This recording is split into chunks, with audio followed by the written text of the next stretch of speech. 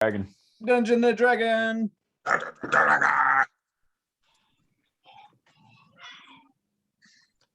All right. So last week, when we last left our intrepid adventurers, they had ventured a little farther in the elemental island. Emphasis on the little. Had encountered a group of somewhat sentient primates. And eaten. Condescending. Well, a little condescending, sure. They thought they were, superior, looked down on Boomer. Boomer decided he wasn't having any of that, and he ate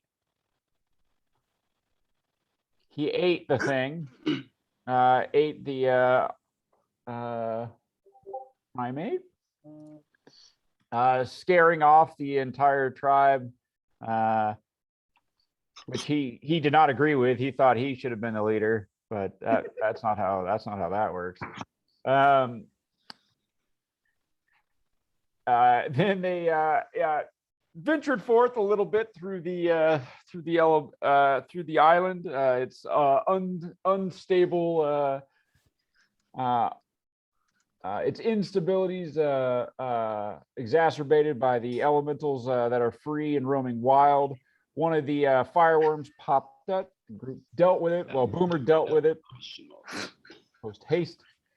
The group then stumbled upon a water temple and went inside, found there was what looks like the remains of furniture and such, wreckage and whatnot that was left behind, but they followed a current of water that was moving from a fountain through the standing water that was found at the bottom of the temple. They followed it into a swirling vortex of water and have now popped out in this in a room. They popped out of this fountain. The room smells, the whole thing smells like ocean, sort of low tidish. It looks like the walls are hewn directly out of like a coral reef. And there is and everything about the room, everything about the place that they're in, the scale seems very off. The lighting, the walls, everything is much larger than it should be. But it's proportionally larger. All seems normal to Skippy. What's up? Like it's still proportional though. Yeah, still proportional. Everything's just huge.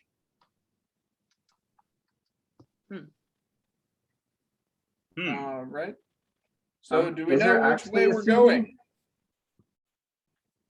going? Just quick curious, is there actually a ceiling above us or is it open air? No. So the ceiling, there's parts of it are sort of the coral and the rock above you. But there's parts of it that have these large crystal windows. And you can see outside of you is ocean. Like all around? All around. And you can see that it looks like you are very deep underwater. Yeah, how's the pressure in here? Like, do our ears So pop or in something? here where the air is, the pressure isn't like it feels like it might be slightly higher, but it's not too bad. Total recall. Gaston's going to go ahead and get on his book and check out the crystals to see if they're removable or openable. Oh, don't open it. You're gonna do what? Hey, Ed. Yeah. Can I make a stone cutting check just on this building? Yeah. Okay. So that's it's going to be an intelligence history check Yeah. using my proficiency. Yeah. So it'll be a +5 to what I roll.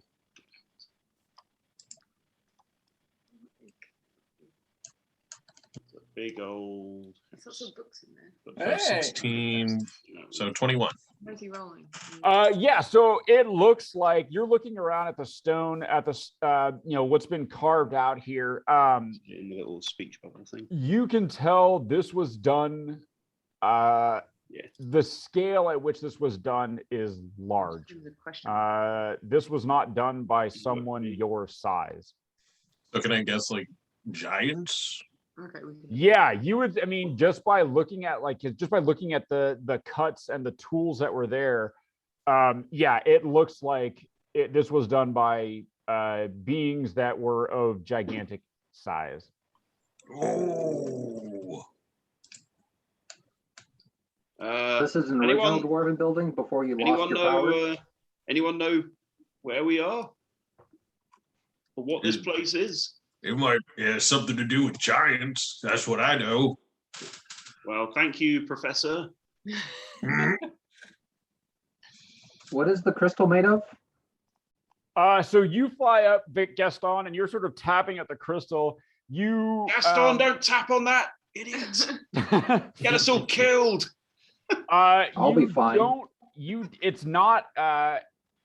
It's something you've encountered something like this in Ravnica.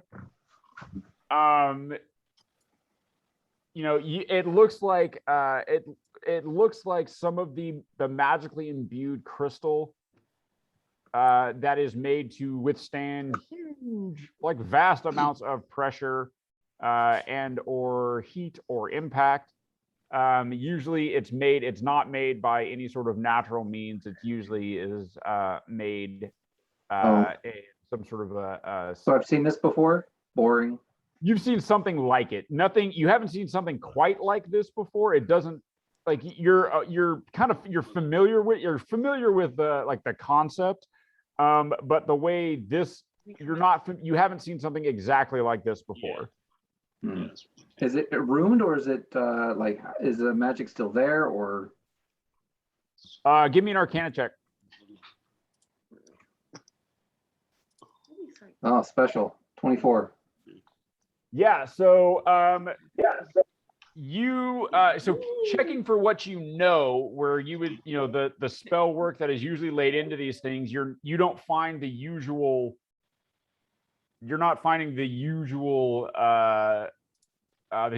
telltale marks that makes the crysteel stuff that you're used to. Do I hear any sign of anyone, of any other creatures around us? Give me a perception check. I'm looking out the window. Is there anything large and kraken-like swimming outside? I hear nothing. Yeah, you do hear. So Skippy, I've got my passive perception. Yeah, with your passive perception, because Skippy, you come out and you're like all ears, heightened awareness. Some would say that your perception wasn't natural. It might have been man-made. Who could say? I'm certainly not saying that. Yeah, with your very keen senses, you can hear someone. You can hear what sounds like. The patterns of it are speech, but it sounds like someone sort of humming to themselves and talking quiet. It sounds like someone humming to themselves and kind of talking to themselves. But the humming sounds like a bumblebee the size of an elephant. Like oh, wow, okay. Well, at least we're alone. Let's go and check this place. Do I hear it coming from any particular direction, or it's just like all around? You hear it coming from the west. Okay. These conches that are like on the floor around, are they like the shells or whatever they are? Are they shells or rocks or something? No, yeah, you see shells. Like it definitely looks like ocean creatures. And looking around, give me a nature check. Hang on a mo. Ooh, 28. Nice. Yeah, so you're looking at some of these the shells and stuff that are around here, and you're like, oh yeah, these are, you know, ocean like barnacles and mussels and things like that. Mhm. And these are standard size. Like these look like things that are in the ocean. Uh-huh. But you're looking around and you're looking up at the walls and you know, sort of looking around at the stuff that's there, and you don't know. It looks like this room isn't always filled with air. That's what I was going to ask. Like, if they're still kind of alive, it implies they get wet, right? Yeah, it looks like they are still alive. Okay. Can I'm you tell gonna- where the source of the water comes from? Yeah, is it salty on the walls or is it fresh? So it's like the smell in here. It does smell like kind of like low tide-ish a little bit, but not quite that. But it doesn't get baked in the sun or anything. But it definitely has that like kind of ocean smell to it in here. The water that we came Like, like it smells like through a sea cave. in the like circle thingy. Is that fresh water or salt water? The water in there, the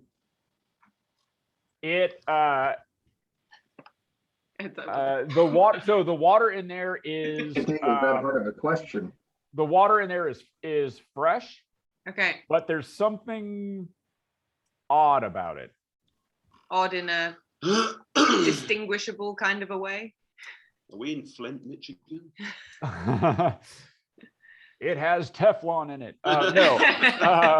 If I put my lighter near it, does it set on fire? So that's where you guys popped out of. Yeah. Was this pool. So I'm mainly wondering if if it seems like salty in here and that water is fresh, then it implies there's somewhere else the water is coming in from. If we think that the walls are. Yeah, I can get the water back in, I think, if I open up this window. Just give me a minute. Tap, tap, tap. Felix, you give me an arcana check, Felix. Abby also is staring at the pool as well. Let's go ahead and have 15.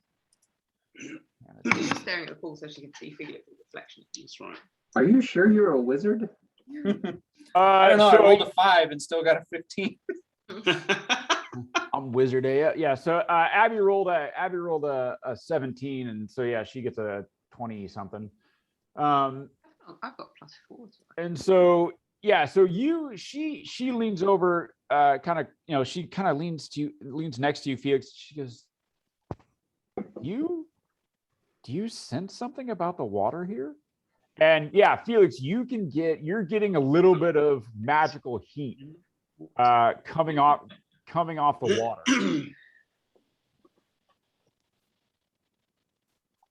What do I get off, like Steam. any idea of what type of magic is affecting the water? Let me see here. Like, is it worth getting detect magic going? Yes. So yeah, I mean, you can't tell what sort of magic is on there. Like, if you did use detect magic, like you would be able to tell what it is, but you're definitely there's something funky about the water. All right. You can detect magic if you want. I've got a lot of, because I got through the book. So It'll take me 10 minutes, so if you want to do it faster. sure, I'll pop down and do a quick detect magic on the. I've still got spider climb on myself, so I'm gonna sort of scamper around in the shadows of the walls wherever I can, and start having a look over this way. See what I can see. Okay. I'm going to investigate towards the west. Oh, I'll also have my bat come on out and just kind of be as a lookout for us at one end. Okay. Can I try and like mimic the humming noise of the bee sounding thing? Can you mimic the humming noise of the bee? Yeah, you can do it. Do we all hear it now? Yeah, Skippy kind of points it out to you. Oh yeah, there we go. Does it record you? Skippy.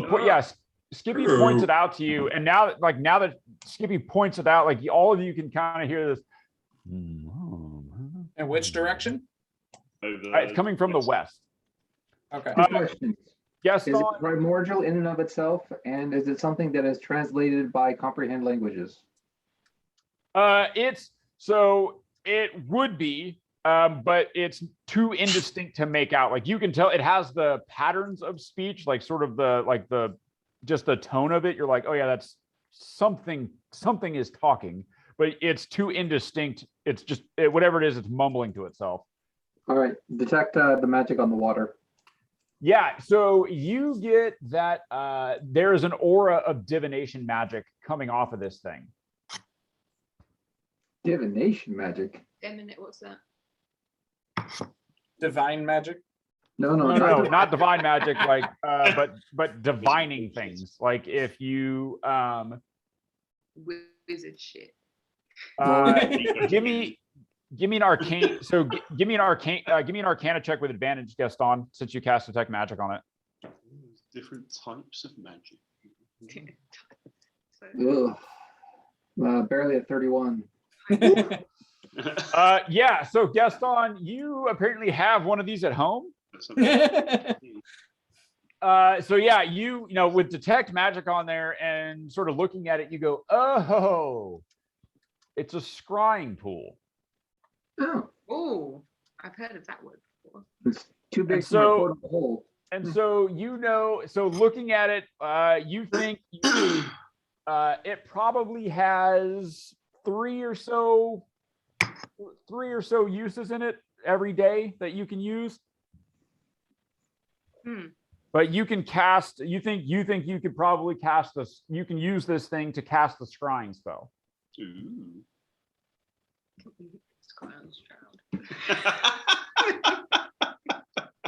What's up? Still dead. Lol. Nico's like, no. You don't need to do that. I wanted to scry on Stroud. Strahd. Proud. Hey Strahd, how's it going? Stroud is a maths book, isn't it? Yeah, that's right. He says scry on Strahd, it just becomes a Mobius strip.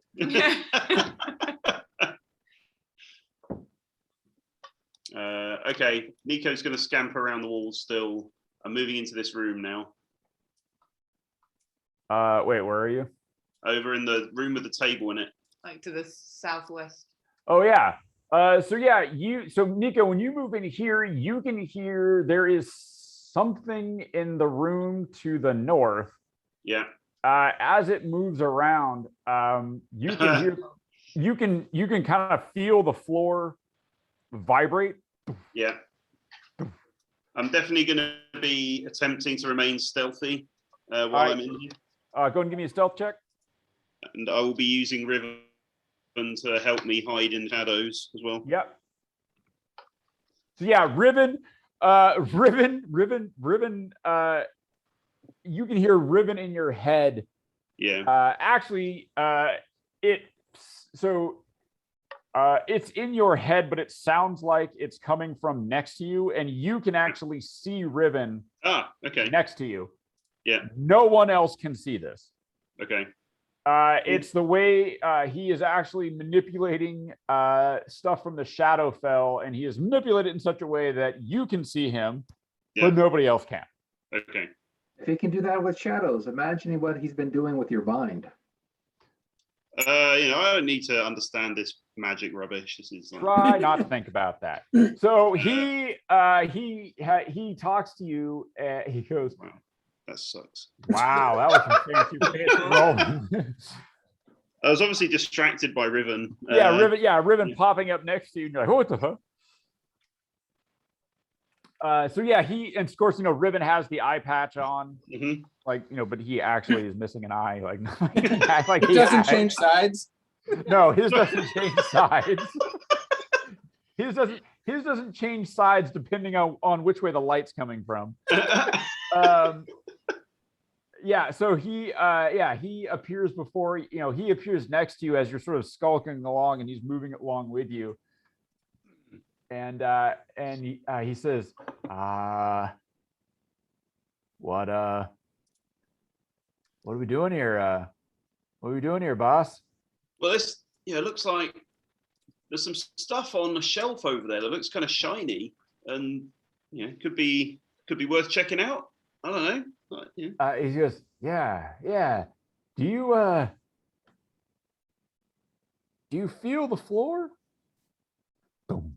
No, because we're on the wall. But yeah, I feel the wall. Yeah. Oh, yeah. You feel the wall. Like as you're moving, you can feel it sort of like the rock is sort of vibrating through your feet. And he says, "Are we concerned about that?" I don't know. Felt bigger. Oh bet yeah, you have. that ogre. I was going to say, Boomer, in his hugest form, jumping around with his boots of striding and springing.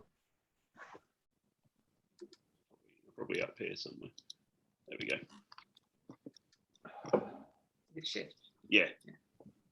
All right. Yeah. So I just let's be like there's clearly something. Yeah, there's something moving around. Are we still got a telepathic link, by the way, between us all? I imagine it. We haven't been going that long. So yeah, I'd just be like, does anyone else? Boomer, is that you stomping around out there? No, I don't think so. There's something big moving around. Anyone seen anything? As you say this, you suddenly notice that what you took for sort of a very, like when you first glanced at it, what you thought was just sort of this oddly carved stone section of the wall opens up. Oh, Part of the building, part of the cult. And out of it strides a very, very large figure. Boomer's dad. Papa. I would try and hide in like a crevice of the wall because I guess I'm in its. It's carrying this massive stone tablet, and it's studying the stone tablet. And now that humming noise, you realize the source of it. It's a giant, very big, and it's talking to itself and mumbling as it's reading this tablet and heading towards the table. It's talking to itself and reading this tablet. Nico, you are up on the wall. Your stealth check wasn't great, but luckily it seems distracted. I am going to turn invisible. All right, you're turning invisible. Yep. Immediately. So, do you all tell us about this giant coming forth? The guys, there's a big dude in here, like really big. Out in the middle of the hallway. Holy shit! Oh, Everyone against the wall, I guess. let me at him. We can take him. Don't try and eat him, Boomer. It's a challenge. No way Boomer's strong enough to eat Have you him. thought about talking to them first? Yes, I will ask him a question. I think we should send in Gaston, and the rest of us should just. Skippy, get out of the hallway. I'm trying. Yeah, get me in the crevice. Yeah. Gaston will go ahead and cast tongues on himself. Yeah. Okay. Cast expose. Sounds like Gaston. Ta-ta! I've been working on this new magic item that's a glove with tongues on it. Nice. It's very important. Okay. So it moves over to the table. Gaston, after you cast tongues on yourself, you can hear it talking about you hear it mentioned several times. It mentions Ostoria, and it seems to be confused, and it's trying to draw. It sounds like it's trying to draw it's trying to make some comparisons between something that's happening now. You can't quite you can tell that there's something it has bothered it, but it's not being very specific because it knows what it's talking about. Oh, okay. But It it sounds like keeps it's having talking. an issue. What's up? What's Astoria? Oh God, I don't know if you would actually know what that is. Shot in the dark check? Yeah, I mean, you give me a history check. Oh. I don't actually know if Gaston would even know what this was. If it's from this planet, the answer is no. Yeah, it's from this realm. No, I would have no idea. Even if I rolled I got a 20. But even if I rolled a 20, I wouldn't know. Yeah, that's what I'm saying. I Wow. don't think there's any way that Gaston would actually know what that is. But Yeah, it seems to be. Oh, and it doesn't look. Sorry, but there's only one giant figure, so it's not dressed as you see it here. Like it's actually in. It actually is in robes. No. So it doesn't look like my dad. Nope. No, Gaston's gonna pop up on his Go, book, go hug him, Boomer. flying over. you're gonna fly over to it. Well, yeah. How else am I going to help him solve his problem and learn about what he's talking about? All right. Knowledge. Yeah. Go ahead and take inspiration Nice. Hey! for for doing that. So when So Gaston, you're gonna need it. yeah, when Gaston flies in and distracts the giant stomping figure, I'd like to scamper around the wall to get up onto this shelf. Yep. Up there. Curiosity may have killed the cat, but I think it's about to kill the Gaston.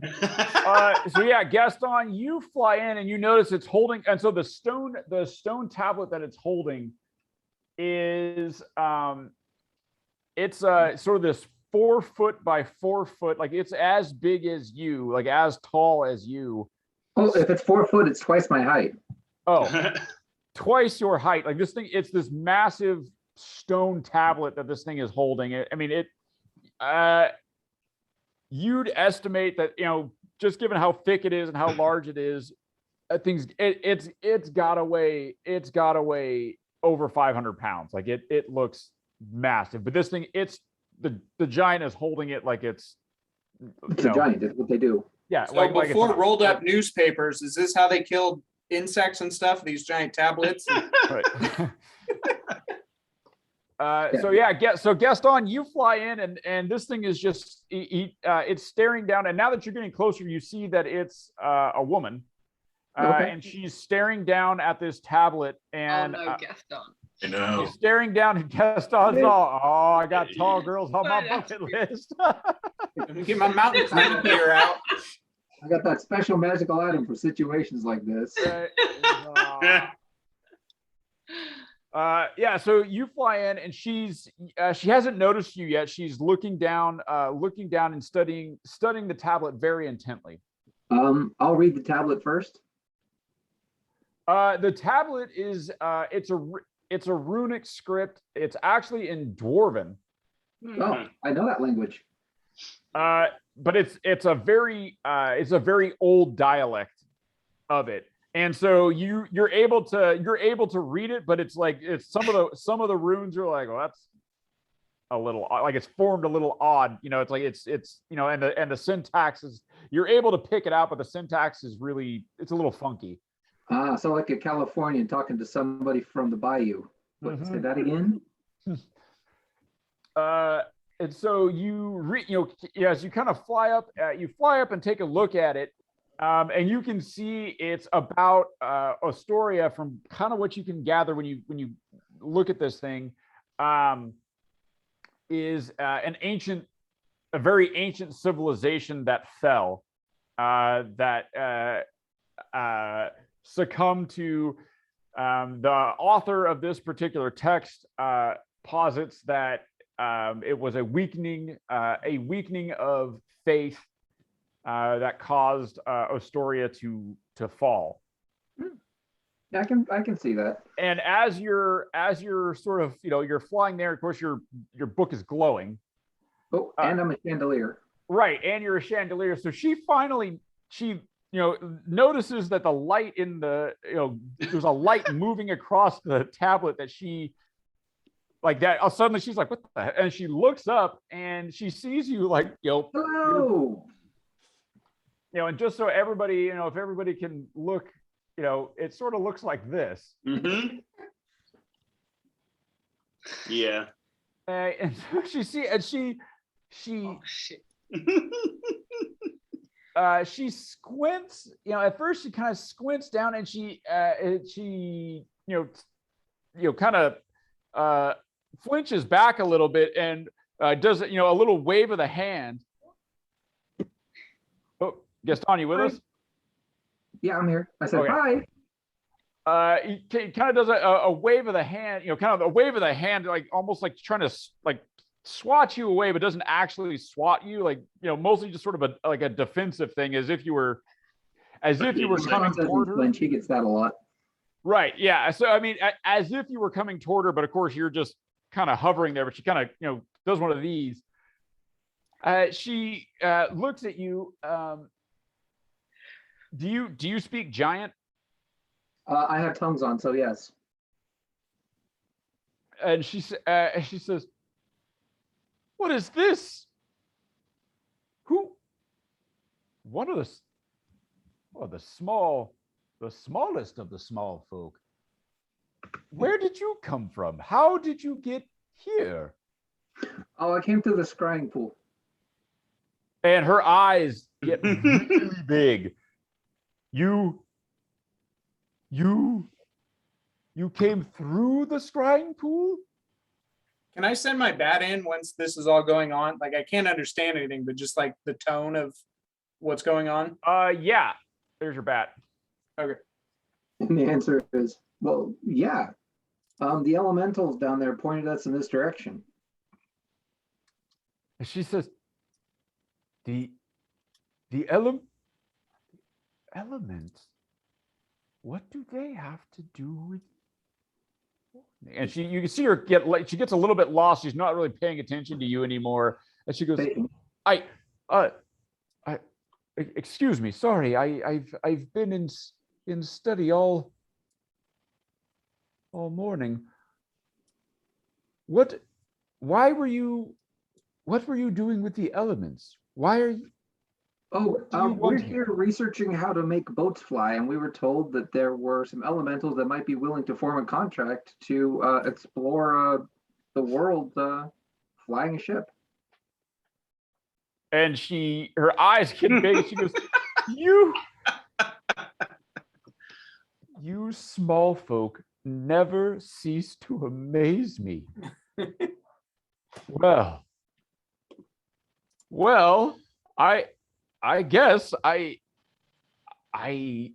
haven't, although I haven't looked at the scrying pool, and I should probably look. Well, no matter. There aren't many elementals here, I don't think. We could look at the scrying pool to see, but why would they send you here? It can't be a coincidence. Tell me, what is your name? I'm Gaston de Lesseps. Gaston de Lesseps. Interesting. Do giants' body language or behavior tip off anything unusual, or like? Give me an insight. Peaceful? Give me an insight check. I will want that too. Passive insight of 20. Oh, shit. 19. Nice. Yeah. So Wow, you're not picking anything hostile. You're not picking anything hostile up from the giant. You are getting, just from the kind of the tone and the way she's, the way she keeps sort of drifting off in her thoughts, like clearly she does not perceive Gaston as any sort of a threat, and easily, is sort of easily dismissive of him as someone very, very tiny. I mean, I'm almost the size of the last digit of her pinky. Right. Yeah. I mean, yeah. So she's not. So she's clearly not threatened. And I mean, and is when she laughed, she was genuinely amused at the presumption of the small folk of like, oh yeah, we're gonna tame an element and make a ship fly. She's like, okay, look at you. All right, you kids in your lemonade stand. All right. Oh, may I ask your name? And she says, I am Yortman. Yorkma. Yortman. Yorkman.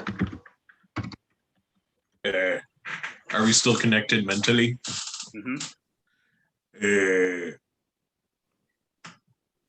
Well, Yorkman, you are definitely one of the most beautiful giants I have ever seen. Roger, Gaston. Really flirting. All right. Just let us know when we jump in and No. One man show, man. I don't need any assistance unlike some people on their I'll wait for the signal. Hey Ed, is there anything on this shelf that looks interesting? Yeah, so the gold thing that you're standing next to there, Yep. it is this I mean, I have no reason to believe that Nika would know what the fuck this is. It's a shiny thing. Other than, yeah, it's gold and it looks very, very intricate. Like you see, it has a bunch of it has a bunch of concentric spheres and there's some dials. It's got numbers on it. Looks like things that, something that might have something to do with the moon. You don't know. How big is it? It's actually fairly small. Like the thing itself. So I mean, these are the only like props that I had to make this, but it's you could definitely like pick it up. Like it's not super big. Like it looks like what would be the size? Like grapefruit or yeah, sort of grapefruit size, but it's like a disc. Right. But you can see that the workings, it looks like it's the build is one of the small, like something Gaston size probably made this. Can I, when you look at it, like you're sort of looking at the mechanisms and stuff on it, and Lionheart and Silver Thistle come to mind. Right. I'll say, yeah, they probably tell me how much this thing's worth. I mean, just like, because looking at the thing, it looks like it's gold, like it's solid, like the thing is made of gold. Can I'll give it like a little poke with ribbon and just see. Yeah, this thing. Yeah, so you poke it. This thing here. Yeah, so you poke it. Yeah. You kind of give one of the little dials on it a poke. Yeah. And it begins to whir, like it kind of goes, and it kind of like starts ticking and things. And at this point, Yortman turns around. Yeah, I'm gonna move down. He hears this thing whizzing, and she goes, "You, what is the meaning of this? Gaston, what is this? One of your party creeping around behind me? What is this?" I'm invisible. Oh, you're invisible? Oh, that's right. You turned invisible. Yeah. Sorry. Yeah. So she just turns around. She turns around and sees this thing like whirring, and she looks at it and she goes, "Well, that's odd. That hasn't." Over it. Is like, is it supposed to do that? She says, "Well, if it's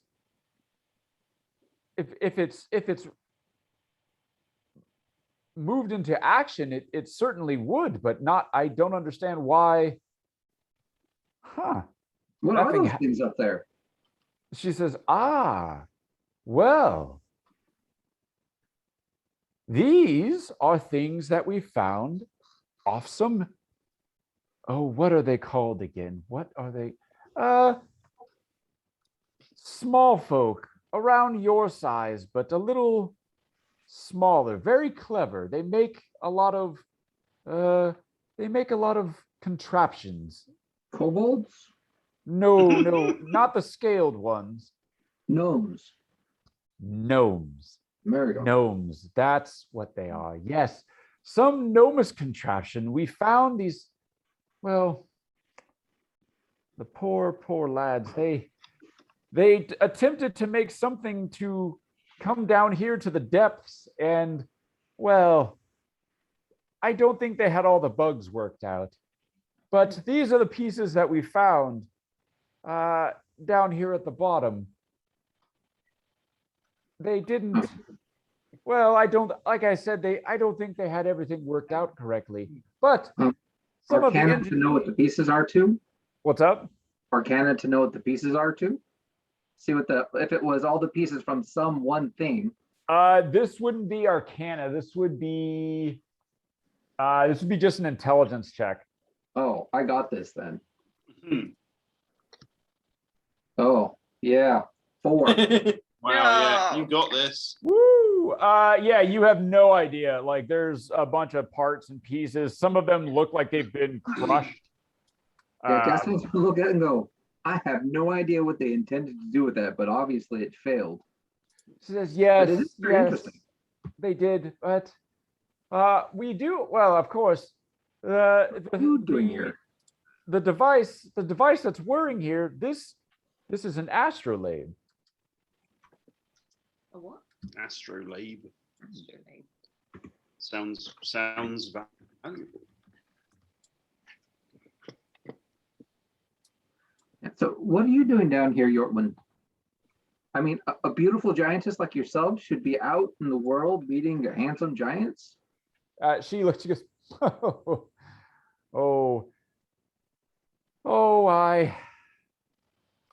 If I ever find time again, maybe next century or two. What's No, the lifespan on giants? Oh, Long. long, like dragon long. Yeah.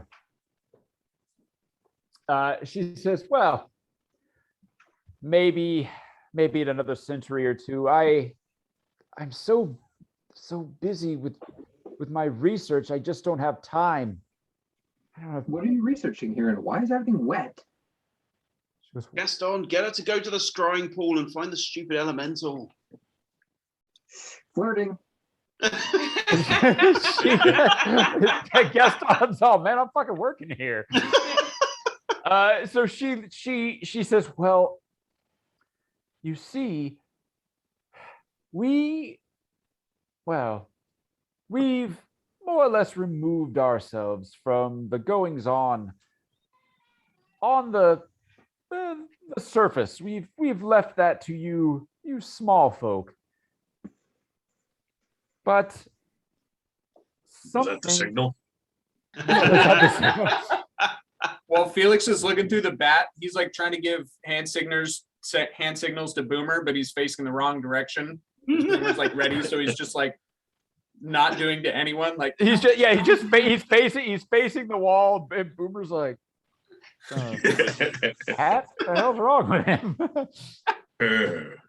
It must be a cat thing. Must be because he Like got wet. clawing on the wall. Yeah. What are you researching? no, because I'm looking through the bat, so I'm like, this is where he was.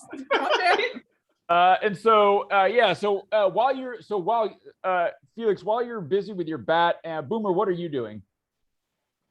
Boomer is. What is Boomer doing? Skippy do. Skippy like went and hid in the corner. Yeah, you're hiding over here. Skippy stripped naked and let her tattoo sort of do. So she's just naked sitting up against this coral, just all good. Boomer's like Stay quiet. right over here, like Speed stripping. just waiting around the corner for the signal. Go ahead and give me a stealth check, Boomer, as you are trying to be stealthy and sneaky there around the corner. Trying to be stealthy, succeeding. That stealth check. Boomer has been surprisingly Yeah, stealthy in the past. Let's see if he can do it. Boom! See As nothing. a 20. Oh, Hey! Ooh. yeah. So yeah, Boomer. Question mark. Wow. Yeah. I mean, that's stealthy. You wonder, is he afraid of giants? I don't know.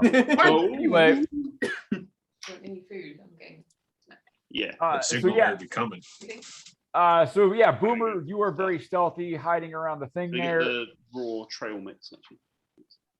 Abigail, so while Felix, you're distracted, Boomer's over there. Abigail is staring intently into this pool, and is maybe thinking about poking it.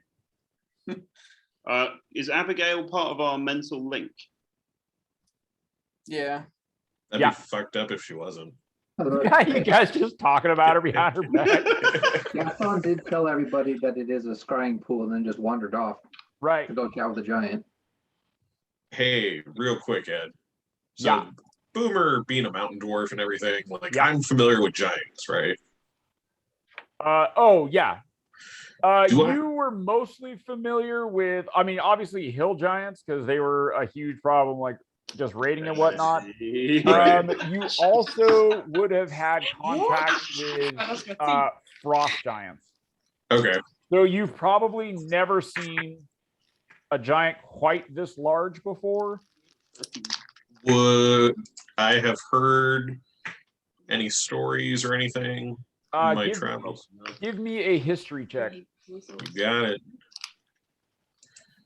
Dice don't fail me now. Oh, they failed They you now. failed me now.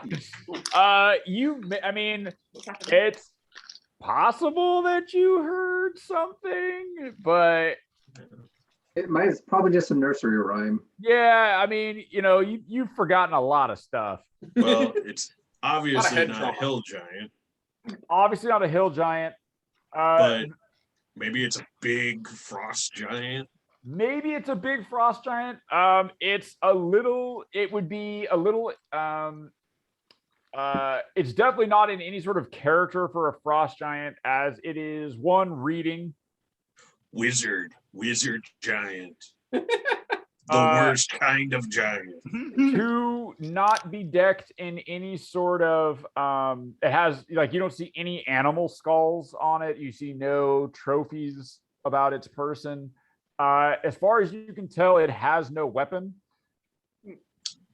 So yeah, Tricky, I mean, it's in robes, and it's so anything that reads, obviously, like you conclude wizard, right? Like, Yeah.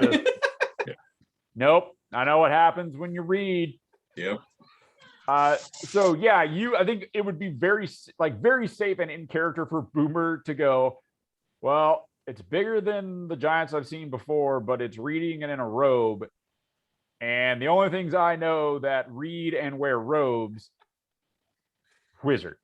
Yeah. Giant wizard. Giant wizard. That's fucking terrifying. that's That's a big brain. That's I would imagine that even my dad would be like, yeah, we gotta be fucking cautious around this. Oh yeah. Yeah. So yeah, Dad Axe is definitely you're getting murmurs from Dad Axe of careful, son. You know how wizards can be, and this is, that's a big one. Shut up.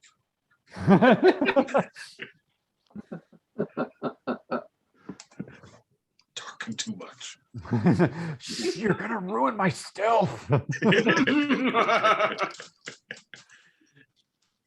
Ask her why everything's wet. She why are you laughing, Gross. Dad? You know that's your brother, right? Better. She's laughing. It's pretty funny that, like, routinely, of all the players here, the only female amongst us is usually the filthiest one out of all of us. And you're just like, God, I fucking blush a lot whenever Deb says that. Anyway,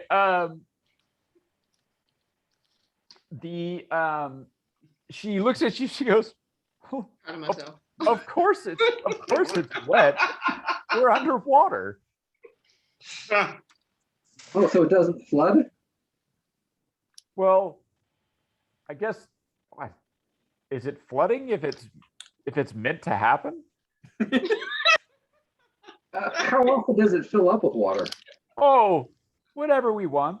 You know, Oh. just if things need to be cleaned out or if we feel like it, really. Oh, okay, good. Why does it? Oh, I suppose.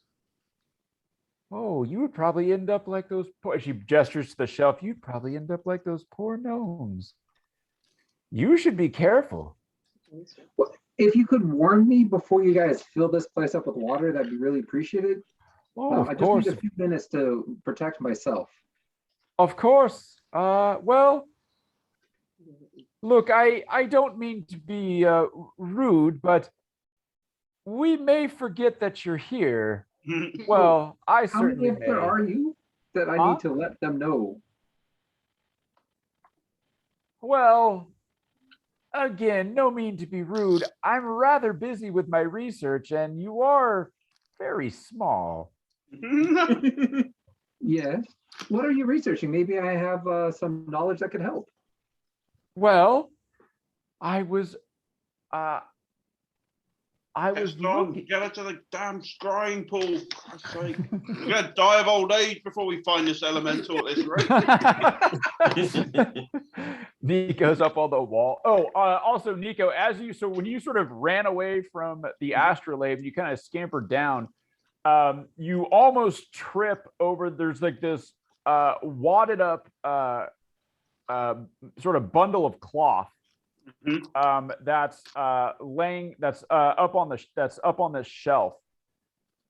And you realize that it's so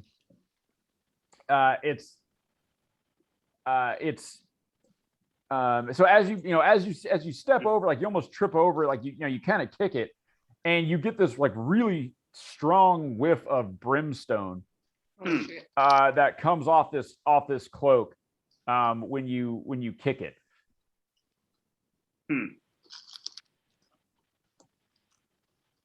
Right.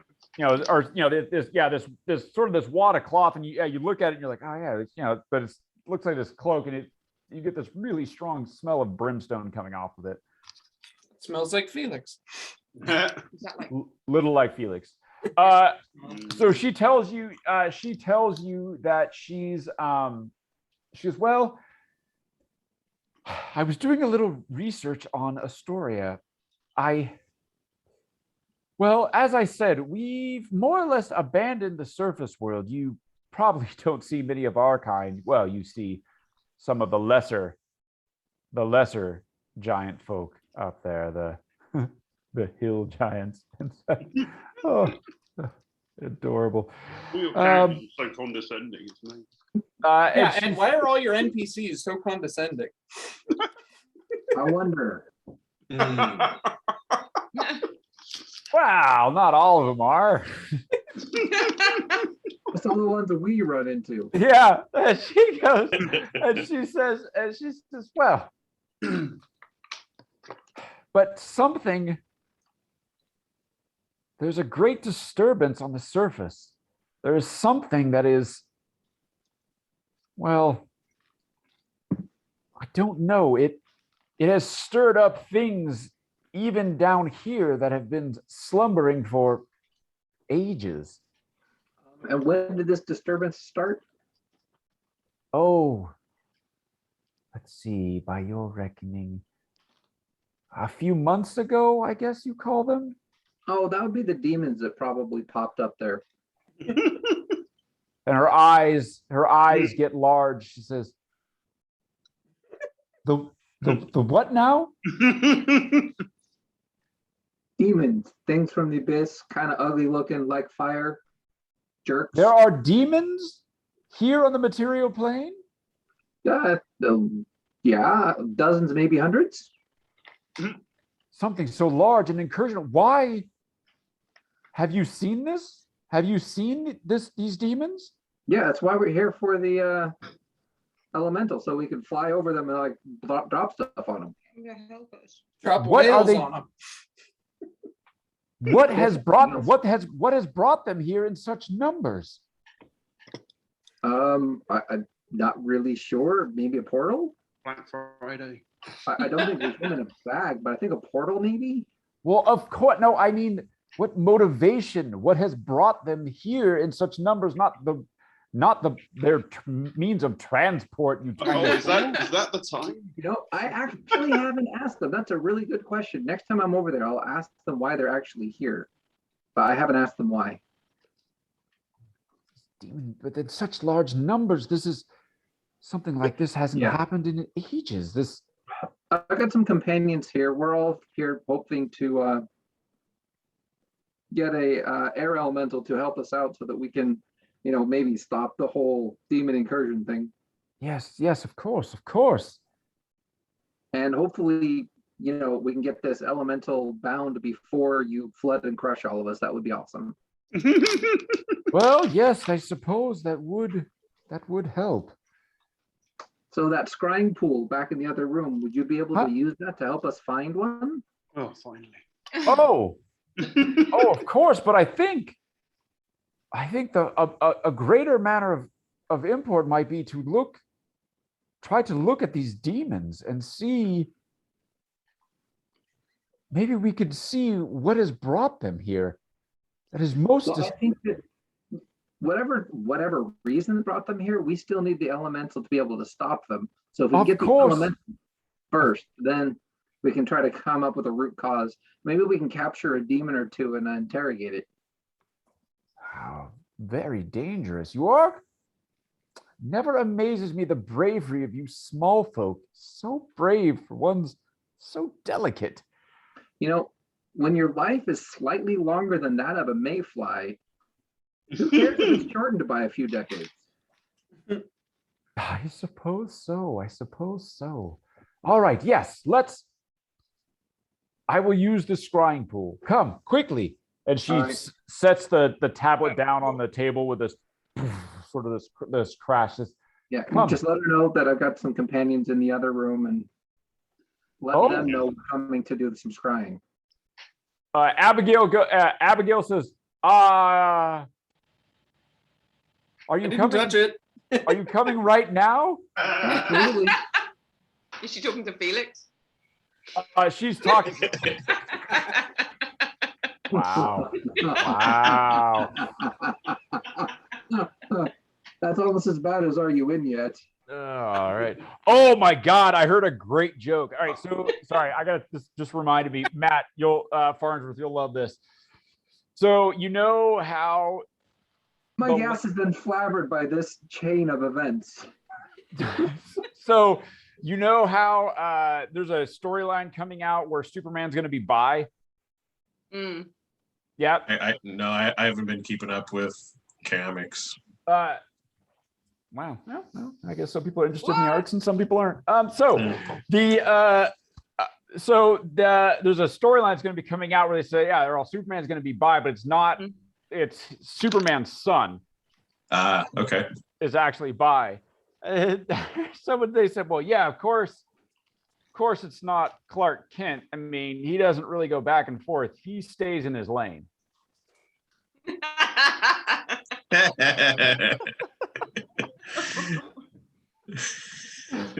That's pretty funny. Yeah, that's pretty good. Yeah, that's pretty good. He stays in his lane. Yeah. It's funny. Yeah. Seth You know, Meyers. that's always been one of those things that disturbed me a great deal is how does that even happen? Because when you think about what happens in Hancock with Vesuvius, Right. and Superman's Yeah. supposed to be even more powerful. Well, How I does it mean, work? Mallrats talked about it, like, that is shotgun, just, yeah. So. I don't remember that in Mallrats. I think I was. Oh yeah, there's a whole conversation about how Superman could not get Lois Lane pregnant because his ejaculation would be like a shotgun. So he'd have to do artificial insemination.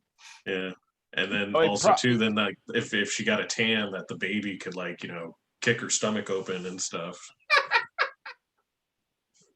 So, do you think he uses like a kryptonite condom?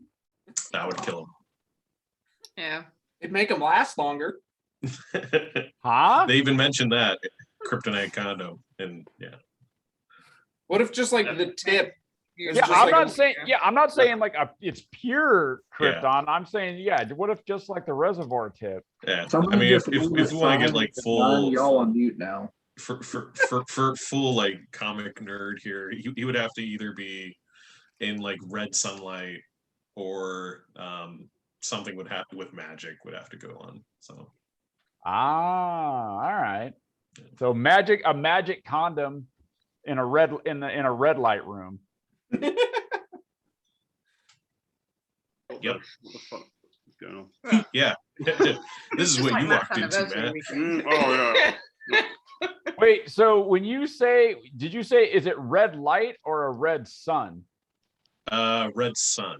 So he has to be like next to a colder star. So like when our star becomes a red giant, Matt? What Red they're giant, called? yeah. Yeah, when it becomes a Mhm. red giant, that's when the actual spectrum shifts. That's what Yeah, Superman's so waiting it- for. He gets his powers from our yellow sunlight, and Our sun Um, is white. It's the atmosphere that makes it look yellow. yeah, comics. Well, no, it actually is shift. Like the actual like Isn't it more distribution green? is actually. It's green, isn't it? Our sun. It's More? peaked in the green, but Yeah. your eyes are more Yeah. sensitive to. But That's why photosynthesis happens. and then the red sunlight, the red Nathan had sun right. is closer to Krypton's sun, where he reverts back into like a normal person like you and I. And then magic is because he has no like protections or defenses to magic. So Sure. So you're saying latex does not stop Superman's sperm? no, it does not. What about Why? Kevlar latex condom? No. Okay.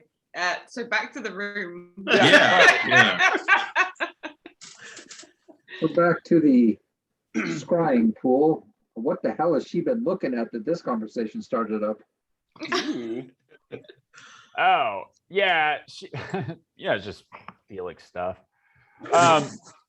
So Abby was interested in where her soul might have gone.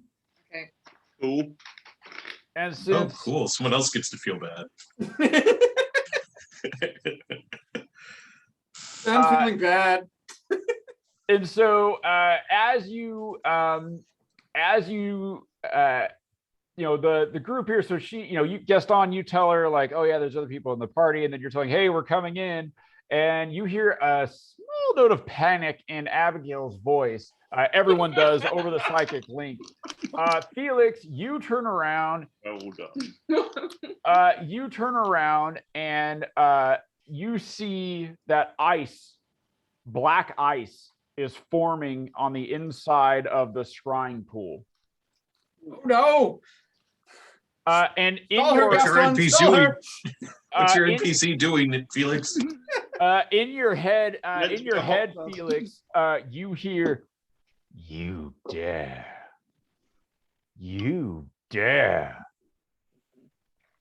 to attempt to scry me? Doesn't it take 10 minutes? What's up?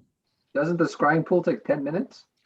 No, like that's one of the benefits of having like a focus with it. Like you can just like sort of do the thing and it happens much faster. That's why, but you can only do it 3 times. Ah, she's stupid. It's not What? first one. What? Has she not learned her lesson? I mean, Gaston learned his lesson. Look, she's trying to get a soul back. She's thought that maybe she can. She's the hubris of wizard kind. Yeah, I see that actually. That's legit. And so she's attempting to use the scrying pool to scry Mephistopheles. Oh. You know that I've respected our bargain, that I'm fulfilling my obligation. Then why is this insignificant meat puppet trying to look in on me in my domain? Probably because she Did thought you were think hot. I would not notice? I At this didn't point- notice. At this point, Yorkman is now moving very quickly towards the scrying pool as she's like, "Oh my god! Oh my god! Well, oh my gods! What have you done? What have you small? God, you're like insects!" And she's like, it's just running in towards the pool now, and you can see as you. Nico, are you staying up on the shelf or are you? As soon as she turned her back, I'm going to start going through all the stuff on the shelf, trying to figure out what I'd be able to get the best price for. Yep, sounds about right. Oh, maybe you'll follow her. No. So yeah, you think the brimstone, that cloak that smells like brimstone. You're like, oh man, gotta be some magic shit. That's where magic shit always sells. Yeah. And then you're like, I don't know what that whirly-gig is, but I do know she said it was something. You couldn't understand what she was saying. She mumbled at it, but you do know it's solid gold. Looks like real intricate. No, I could definitely convince someone. I could definitely convince someone that was worth a lot of money. And then the rest of the parts are like it's sort of crushed wreckage. You're like it's scrap metal. Yeah, I'll definitely I'll wrap the astrolabe thing up in the brimstone thing to stop it to like smother the sound. Oh. So you wrap it inside the cloak? Yep.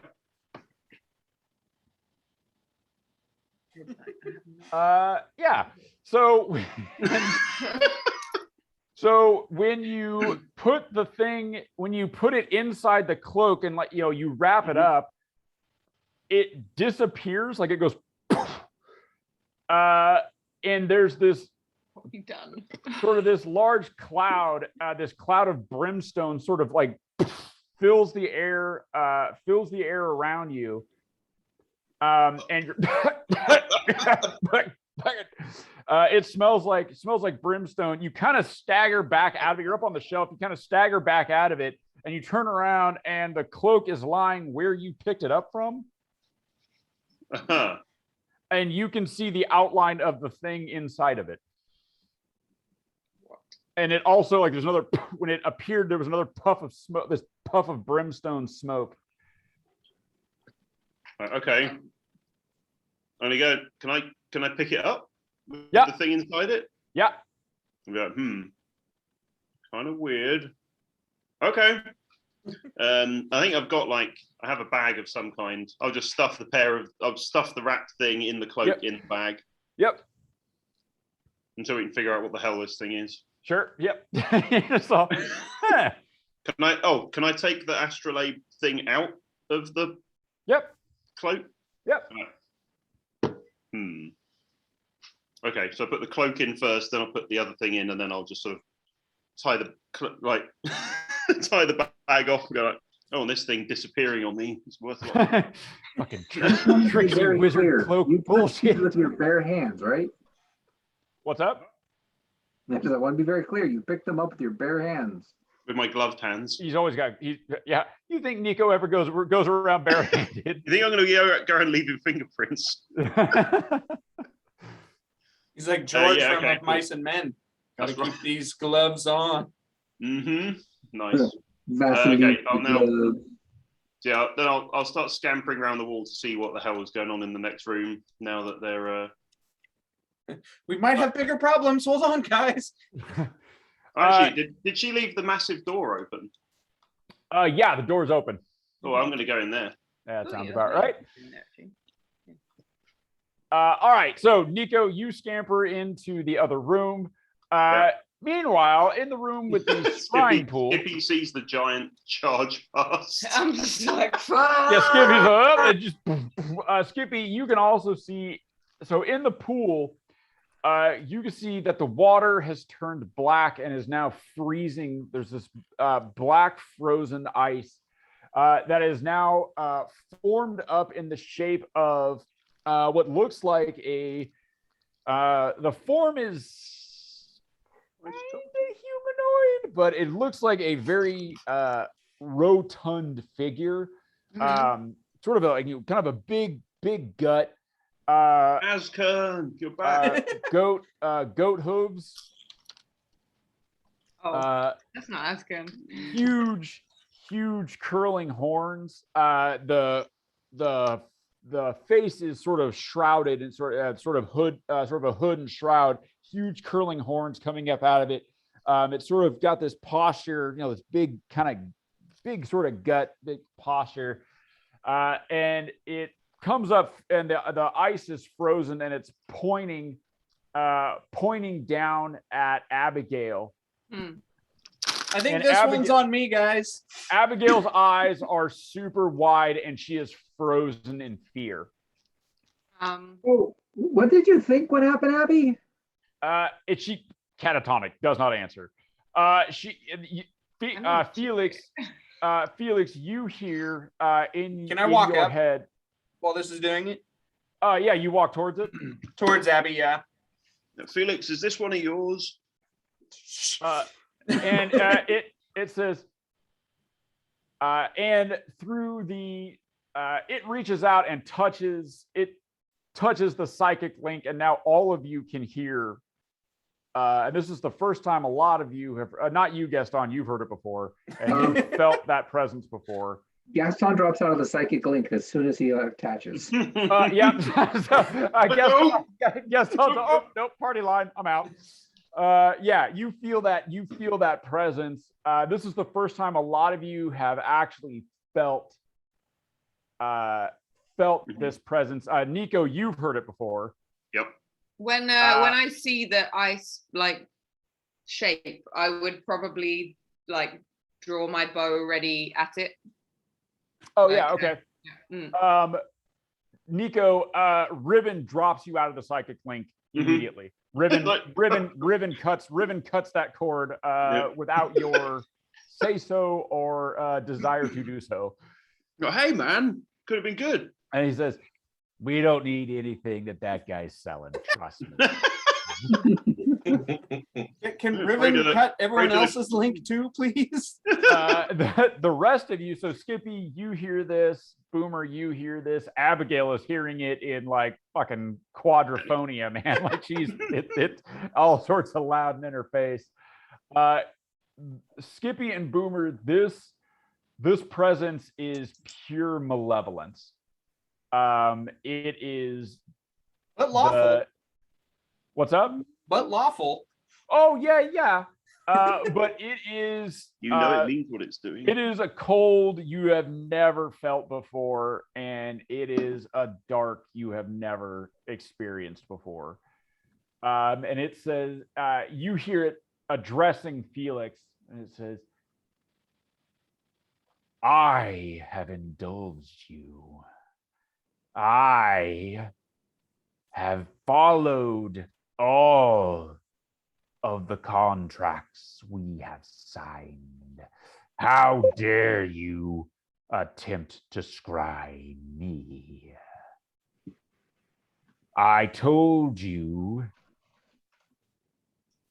that you would be responsible for this." It gestures down at Abby. I let her live. I let her keep her soul in her pathetic meat sack for now. You were told, you were warned. Now tell me, what is the meaning of this? What are you trying? Are you attempting to get out of our bargain? Not at all. What Felix? Bargain? I Who told is you this? about Who my is this? bargain. What? It gestures, the large ice, the black ice figure gestures to you, Skippy, and it goes, "Silence!" I would listen to him. It's a silence. You don't even have anything to come to the table with. Oh. Who are you to tell? Who are you? What are you to tell me? It flashes, its hand flashes forward. Skippy, I need you to make a dexterity saving throw. You should have listened. Hey, Ogma, If you were ever going to listen to me, Oh shit. now would be a good time. 7. Good job. Wow. I'd really appreciate it if you'd disconnect old Grumpy Pants here and send him back to his own plane of existence. If I like, because I still have my arrow prepared. If I sense an aggressive Oh no. movement towards me, I would definitely let my arrow go into the frozen ice thing. Oh, yeah. So you let go of your arrow as this thing arrives. Your arrow freezes before it gets out of your bow. Your arrow, the bow, are encased in ice. Wow. I'll be like, feel it. That slams you. It slams you back against the wall. This was just sort of a flick. Like he's not really serious about anything. He Annoyed. just needs you to shut up. Yeah. But it's gonna hurt a little bit. God, it's like being back in Trondheim. Just opening the front door. Oh shit. So Skippy, you are going to take 39 plus. Ow. This is a little bit. What happened to Skippy? That was badass. what happened to Skippy. So you're gonna take. You should have seen it. Yeah, I was making. Yes, so Skippy, you're gonna Don't take. watch the replay. Yeah, Skippy, you're gonna take 52 points of cold damage. God. 52. Gaston, are you actually calling upon Ogma? Oh, yes. Are you requesting divine intervention? Absolutely. Go ahead and roll that. This has worked for me every time. So, oh, crap. Yeah. Works. Oh, it works! What did he It roll? worked! What did he roll? He rolled an 8. Oh wow. Actually worked. So your divine intervention. So Wow. Gaston drops to his knees on his book. Ogma, save us. He has both hands. Gaston puts both hands onto the book as he's kneeling on the book, and the language he is speaking in sort of the language of the librarians, like he is speaking in holy tongues as he is In a hushed voice. calls upon his deity in a desperate hour of need. A light shines down. So you guys, you don't know this, but were you above the surface, you would see this massive beam of light shine down into the middle of sort of the deepest part of the ocean. Go blasting down, centered directly onto the scrying pool. Felix, you hear, everyone on the link hears this. It says, "No, you can't interfere. Go back to your homes." And you hear this very thin scream. The black ice shatters. All of the water that was in the pool, including what encased you, Skippy, breaks apart. That black ice breaks apart. You see it shatter, and it starts spinning around the room, and it melts. All of the blackness that was in the water burns away, and the water returns to its sort of crystal clear, absolute pure form, begins spinning around the room. It heals everyone in the room. Huh. Wow. So that water, so everyone in the room is going to heal for.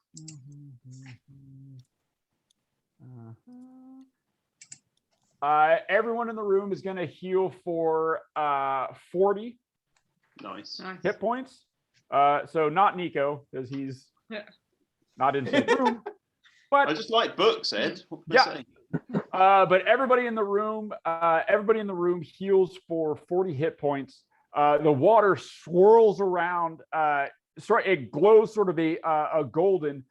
You see briefly, there is an image of a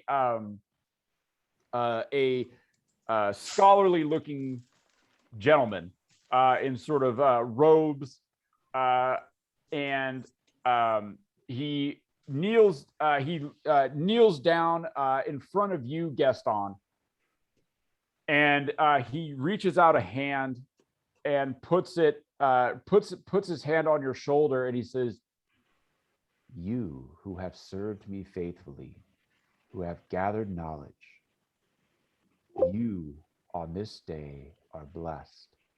Hey. Continue your work in my name to bring knowledge and enlightenment to those around you." Can we all hear this? Yeah, everybody hears it. Oh. And then he stands up and is gone, and all of the sort of this golden shining water continues to swirl around the room, and then returns to the scrying pool, sort of this sloshing, a little bit of a slosh, and then the golden light fades, and what's left is absolutely pure water. Wow. And an absolutely nonchalant that's another day at the office. Skippy's gonna be like, Gaston, we have to talk. Done that at any time. I took care of it. Problem solved. If you could go ahead and take a look at your scrying pool to see if you can find a elemental. I discussed with my colleague the concept about do not touch somebody else's stuff. Got it. So right after this, I'd like to grab Abby's hands and be like, "What were you thinking?" She turns. So first, the Yortmun she's looking at you, Gaston, and she just goes,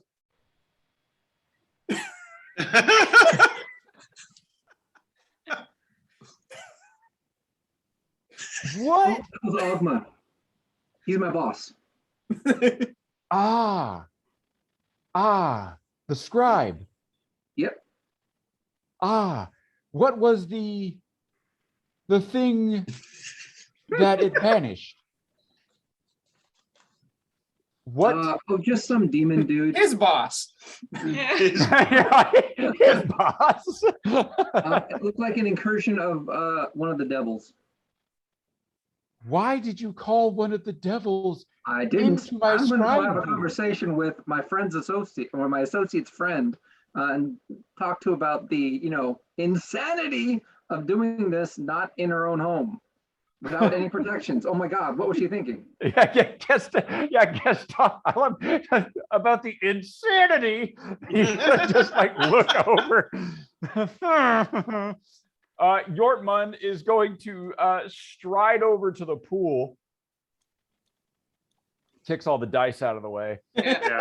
Strides over to the pool, and she's looking down now. She's like leaning over your shoulder, Felix, and you're holding onto Abby's. And her eyes are absolutely huge, and she looks at you, and she's like trying to talk, like she's just, hi.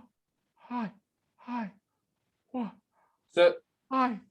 while she's doing it, I'll be like, "I told you I'm working on a plan, and I told you not to do anything about this, to let me work on this, and don't try and do anything on your own right now. Yeah, Abby. There is too much at stake. I've had too many. I believe we have a good 5 minutes before he can come back here. I think Ogma can keep him away for a few minutes at least. But I don't think we'll have that much time alone before he can come back and join us." Yeah, wait. A puny female brain couldn't keep up. That's right. So please do not do anything with him again. Felix, it was so cold. Why? Okay. Have you guys seen Airplane? Just everyone line up to start slapping her. Hysterical. You're being hysterical. Being hysterical. Calm down. Yeah. So yeah, she Don't call me Shirley. gazes. So she stares up. She stares like she sort of looks past you, Felix, like her eyes still wide, and then you see her look up and up and up and up, all the way up to the the looming face of Yortman, who is glowering down at Abby, and is says, "How dare you use my pool? It's not a hot tub. This is not for." And you summon. Cry machine. You summon, Gaston's back there like her hype man. Yeah. And she says, "You call one of the lords of the 9 hells here?" Do we understand any of this? Does she speak common? Oh no, you understand none of this. Like she is saying all of this in giant. Yeah, I'm guessing her demeanor is very. Given the context and what just happened, it's like you probably don't really need a translation. Yeah, it's pretty. Like she's pointing to the pool, pointing to you. Boomer's just kind of waiting. Happily translate. For shit to go down. It's like, I don't understand what this big lady's saying, but I'm sure she's going to be casting a spell here pretty soon. I know some magic shit just happened. I don't know what it is, but I'm ready to make it. I'm going to fucking fix it. Ready to unmagic it. Yeah, so she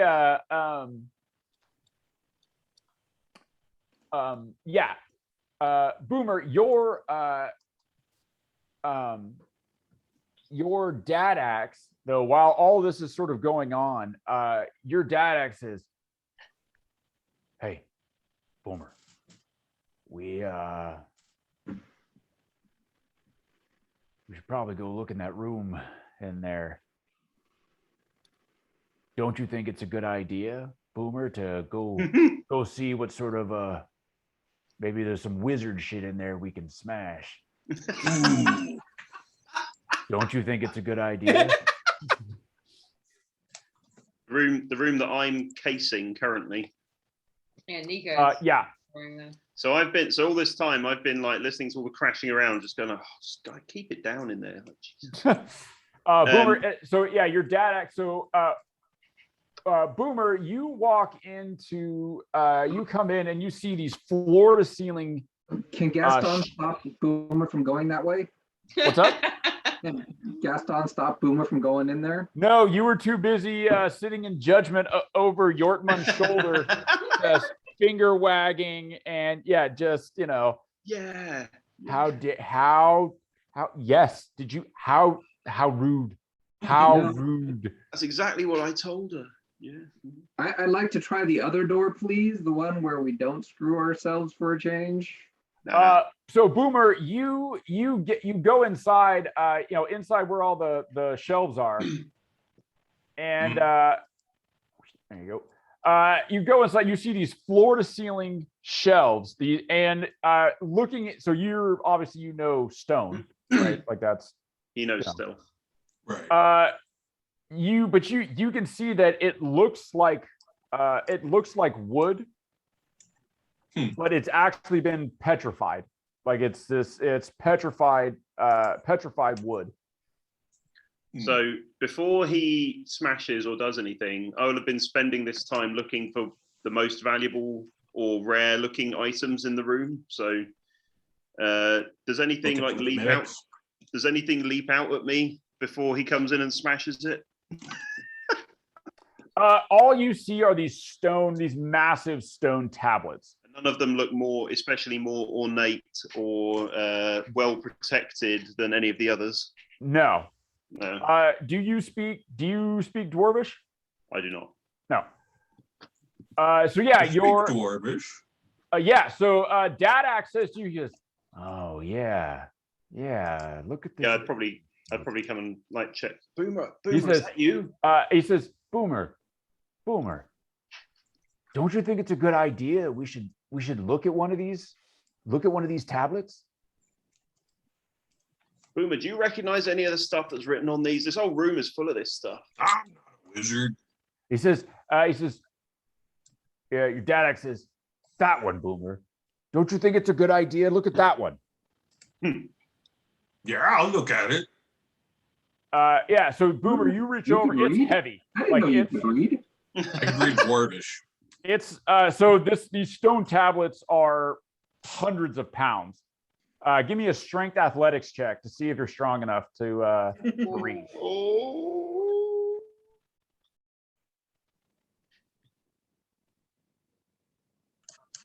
I can't see any of Boomer's rolls. No. Oh. 25. 25. Yeah, so Boomer, you managed to, you're like fucking strong enough to read. Been working out for days. This is a muscle. Yeah, let's do this. Strong enough to read. So It's a stone tablet. I'm strong enough to trim the pages. sorry, before we go on to this, I just want to acknowledge that divine intervention actually worked. Yeah. That was pretty Yeah. clutch, man. So- that was top Yeah. shelf. That was great. I've been playing D&D since 1999. That's the first one I've ever seen actually work. Yeah. I just want to take. Work before. I just want to take a quick moment and acknowledge that divine intervention actually, and when it, trust me, It really Yep. worked. it fucking counted. If ever there was a time for divine intervention, this was it. So what actually did you ask Ogma to do? Send him back to his plane. Get him out of here. Not let him come back. So is he more pissed at us now? Well, He and the question is not what- pleased, and now Gaston is on his fucking list. Good. Shift What? some of the blame off of me. But yeah, what does it mean for Felix's contract? I Oh, guess? the contract is still there, Okay. but the present. So sort of right now he cannot come. He can't come through. The link that was sort of created by the. What's up? When we leave the Giants' place, he's going to come knocking and have a conversation with Felix. Right.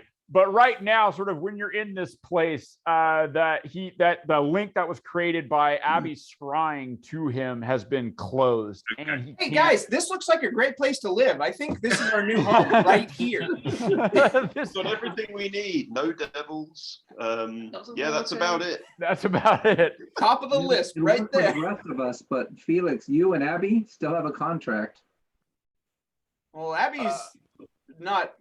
She doesn't have a contract. She's He is the the bargain in Yeah, the contract. she's contracted. She's currency. Yeah, she's currency. That's what she is. Just Uh, because somebody else escrow. signed her name. Yeah, but I just wanted to acknowledge that divine intervention. I just want to take a moment to realize that it actually fucking It worked, actually worked. and it worked like a champ. Yeah. That's Some, awesome. some may say it was inspirational. Yeah. Here, I got inspiration. I don't.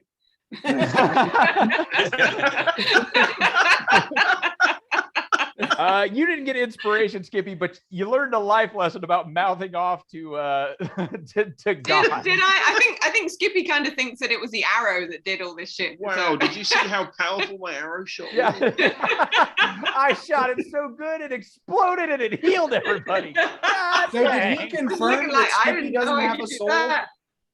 That's one hell of a level 3 spell Yeah. Ed gave you there. Yeah. What's up? Did he That was- confirm that Skippy doesn't have a soul then?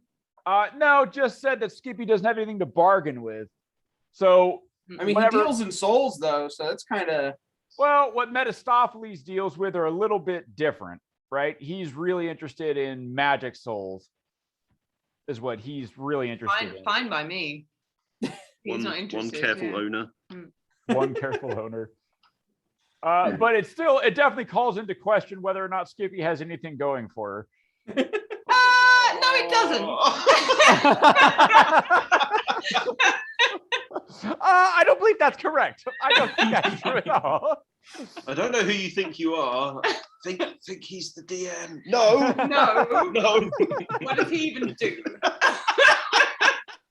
Skippy starts mouthing off again. I'm like, wow, I mean, whoo. That's a bold move, Cotton. Let's see if this pays off.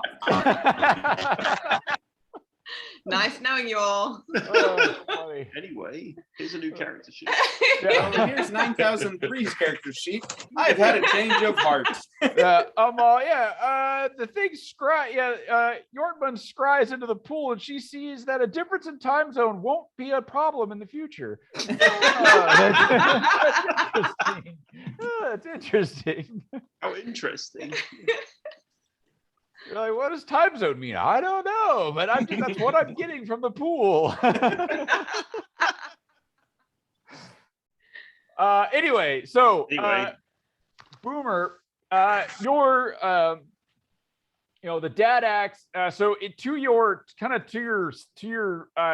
sight, to Nico doesn't see this, but to your sight, like one of the tablets looks like it's a little brighter, maybe, or a little shinier. That's the one that dad axe is. He's like, don't you think it'd be a good idea? Like, let's read that one. You pull that one down. Careful, it might be a mimic. Might be a 600-pound stone mimic. That's why, actually, when you said, "Does anything jump out at me?" I was really tempted. Yeah. Be like, actually, one of the shelves. No, so The entire room. the entire room. Every single one of these stone tablets, including the giant, are all mimics. Right. It's a giant mimic.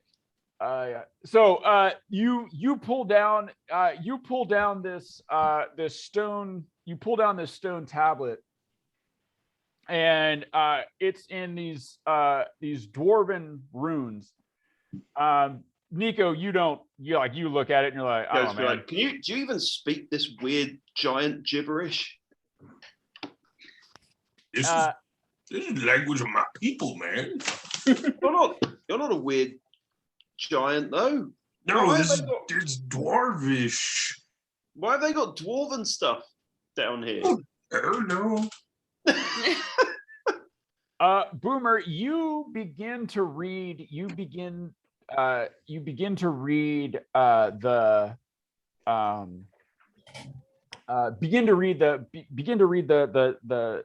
runes that are engraved into this stone tablet, and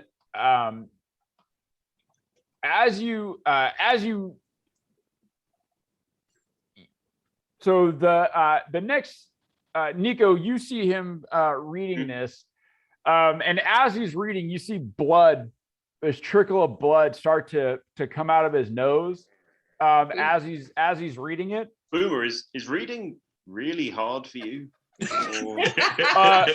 Boomer doesn't respond. Boomer? When you speak Boomer. to him. He doesn't respond. The next thing you know, Boomer, Nico is like kind of tapping you and shaking you. And an invisible force is tapping and shaking you. Oh, sorry. And invisible, like you are being tapped and shook, and your dad Boomer!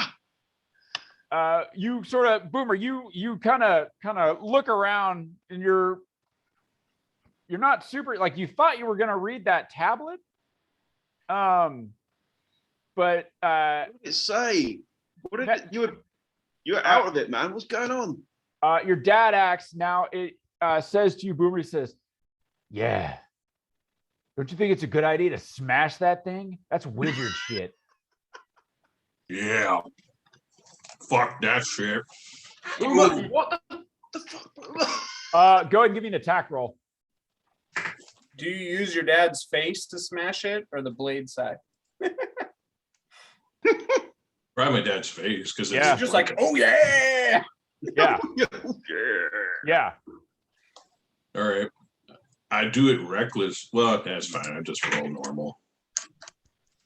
Boomer, what the fuck What? are you doing? Does a 31 hit? Oh my god. Oh yeah, that hits real good. Yeah, You, like, hitting for the car park. Like, go ahead and roll damage for me there, and go ahead and roll an extra d12 on this, as dad axe is helping you smash some wizard shit. You want me to restrain Boomer? Yeah. Is this making noise, Ed? It's about to. So 16 plus. He's gonna be really pissed. What have you Pissed done? off a giant wizard. Plus 7. Why is Dad Axe making you destroy all this stuff here? That's an Oh, my interesting dad knows question. best. Is it so, Boomer? Did you add the? Did you do this? Did you add the D10 for Weapon Master and all that stuff? Oh no, then it'd be 33. Yeah. Yep. So you Dad Axe.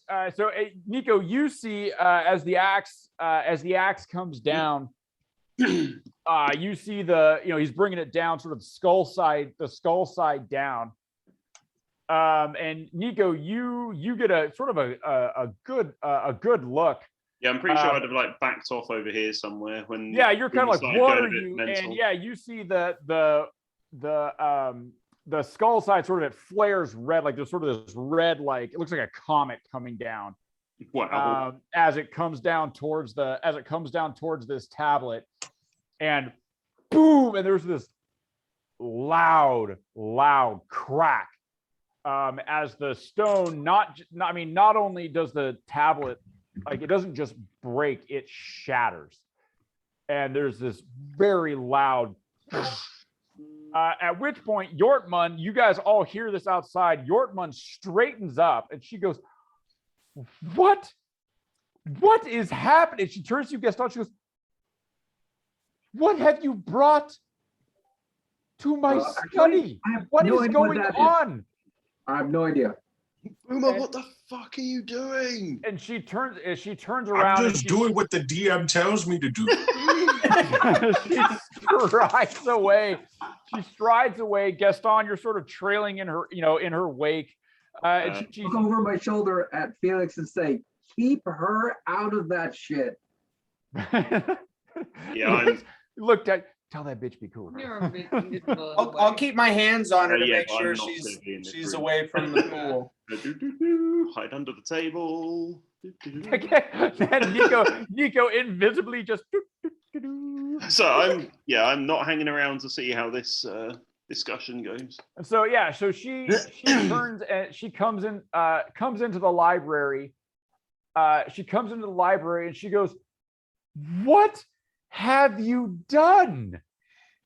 Actually, Gaston looks down at the shattered stone of knowledge and goes, what have you done? Now, I know this looks bad. Are you big at the moment, Boomer, or are you normal size? I think I'm He's- normal. She's normal size. But why Why? would you do this? Hold on.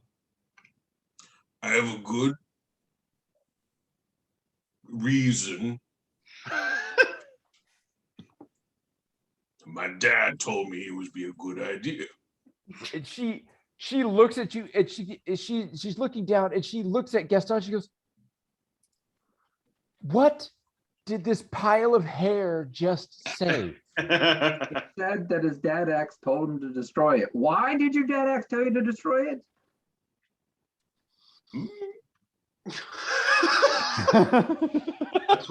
she goes, told me to smash it. she goes, Cool.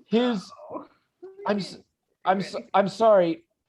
There must be it sounded like you said his dad axe? Yeah, his dad's soul stuck in the axe.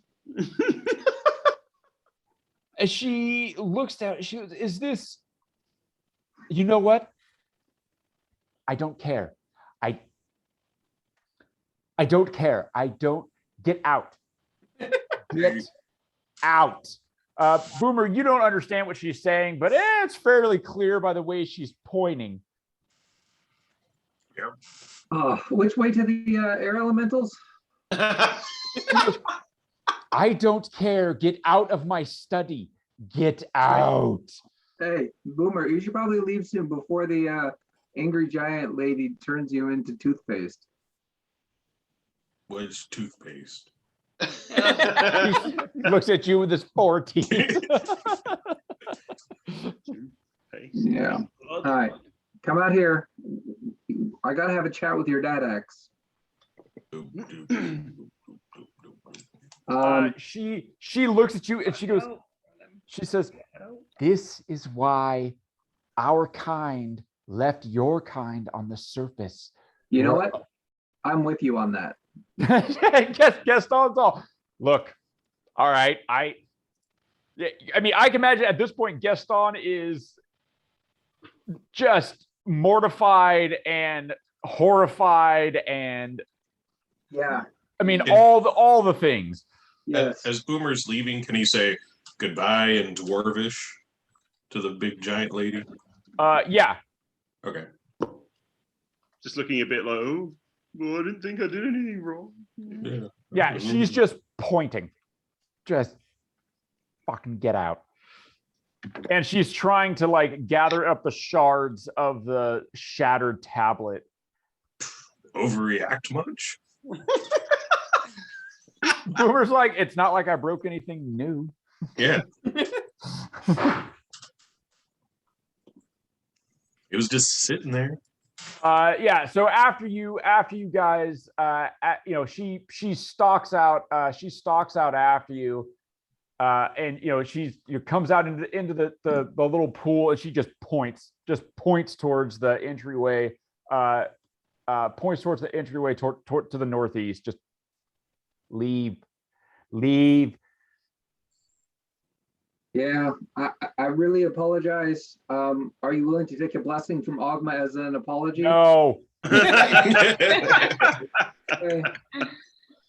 I want your blessing. You take your blessing, you take your pile of hair, you take your demon summoner, and you get out. Yeah, it's time to look at the rest of the party. Hey, assholes, this way.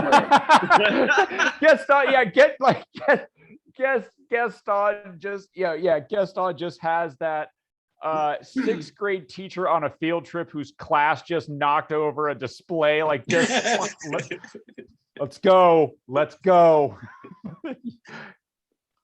Can I have the bat go by and like tickle her ear then as we're leaving?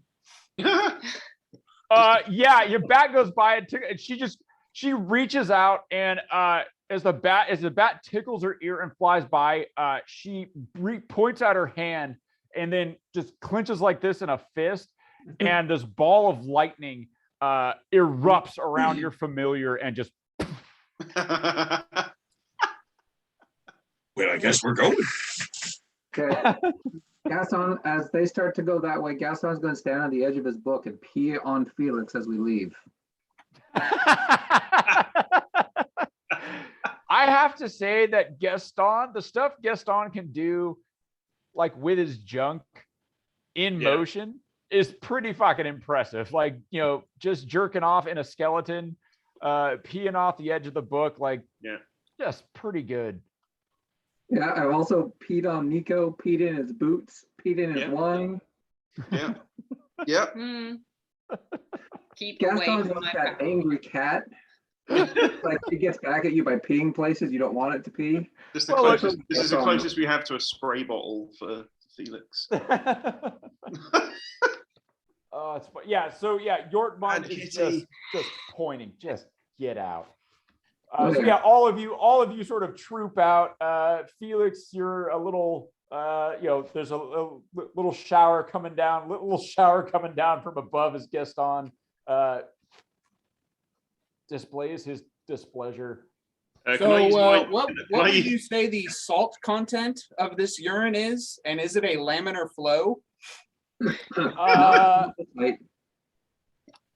Not from this fight. Oh, how high up are you?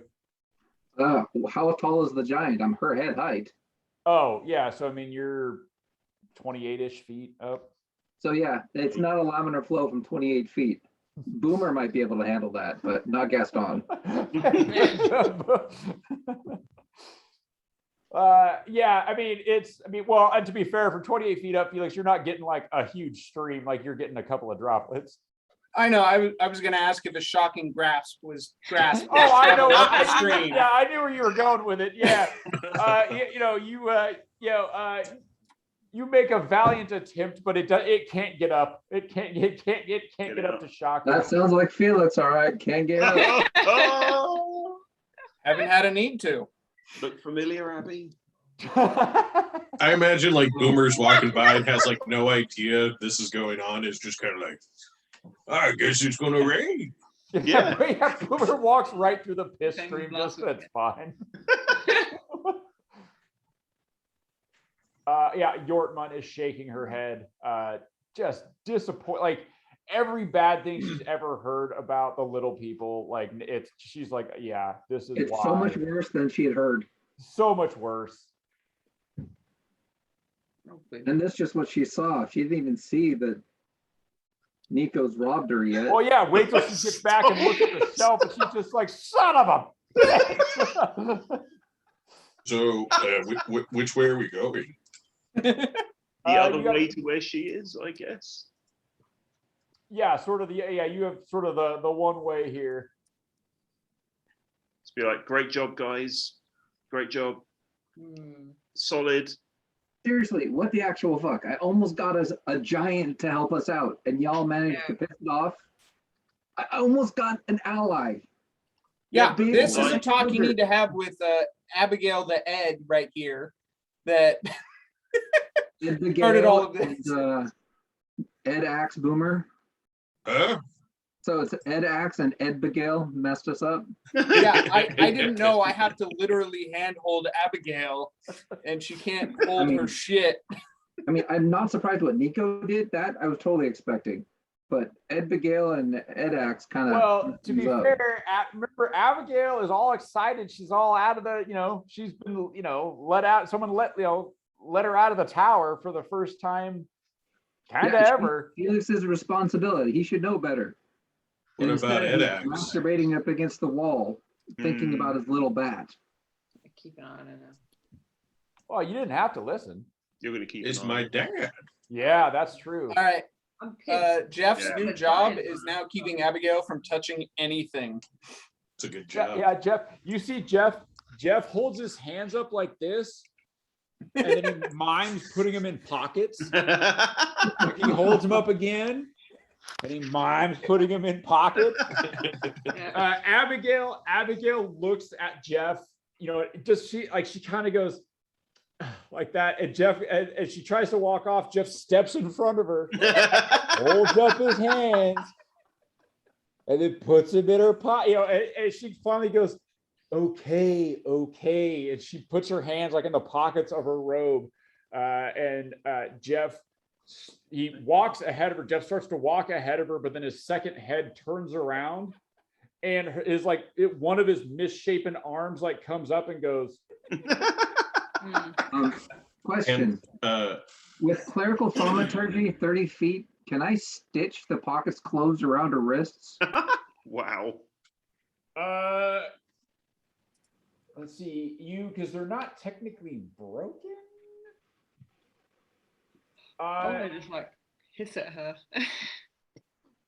Where is See, she? can you? Because I know you. Where can is you that? mend Yeah. things It's with not listed in the clerical thaumaturgy list of things to do, but I know like prestidigitation does all sorts of random crap.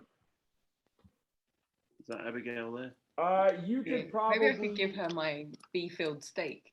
Say like. The play with question it. is how much stretch you want to give with thaumaturgy. If you want to do raw, I can't do it. If you want to give stretch, You could probably like with thaumaturgy. With thaumaturgy, you could probably when she puts her hands in her pockets, you can make a little ding, ding sound go off. Curious. Ooh, actually, I have a better idea. I'm thinking about putting glue in her pockets. That you can do. Yeah, I've got some mimic glue. Yeah. I don't think she's gonna be okay with that. Oh, I'm totally okay with what she did earlier. Yeah, I'm fine. Can She's probably learned her lesson.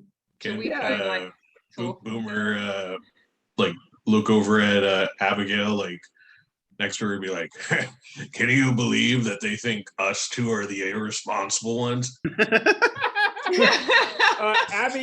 Abby looks at she looks at Boober like with the crooked eye and his like fucked up teeth, and and she goes, and she slowly turns around and sees the entire group like mentally putting her in the same category as Boomer in terms of like, and she goes, oh God. And she like, it really kind of hits her the level of fuck up that she has like committed here.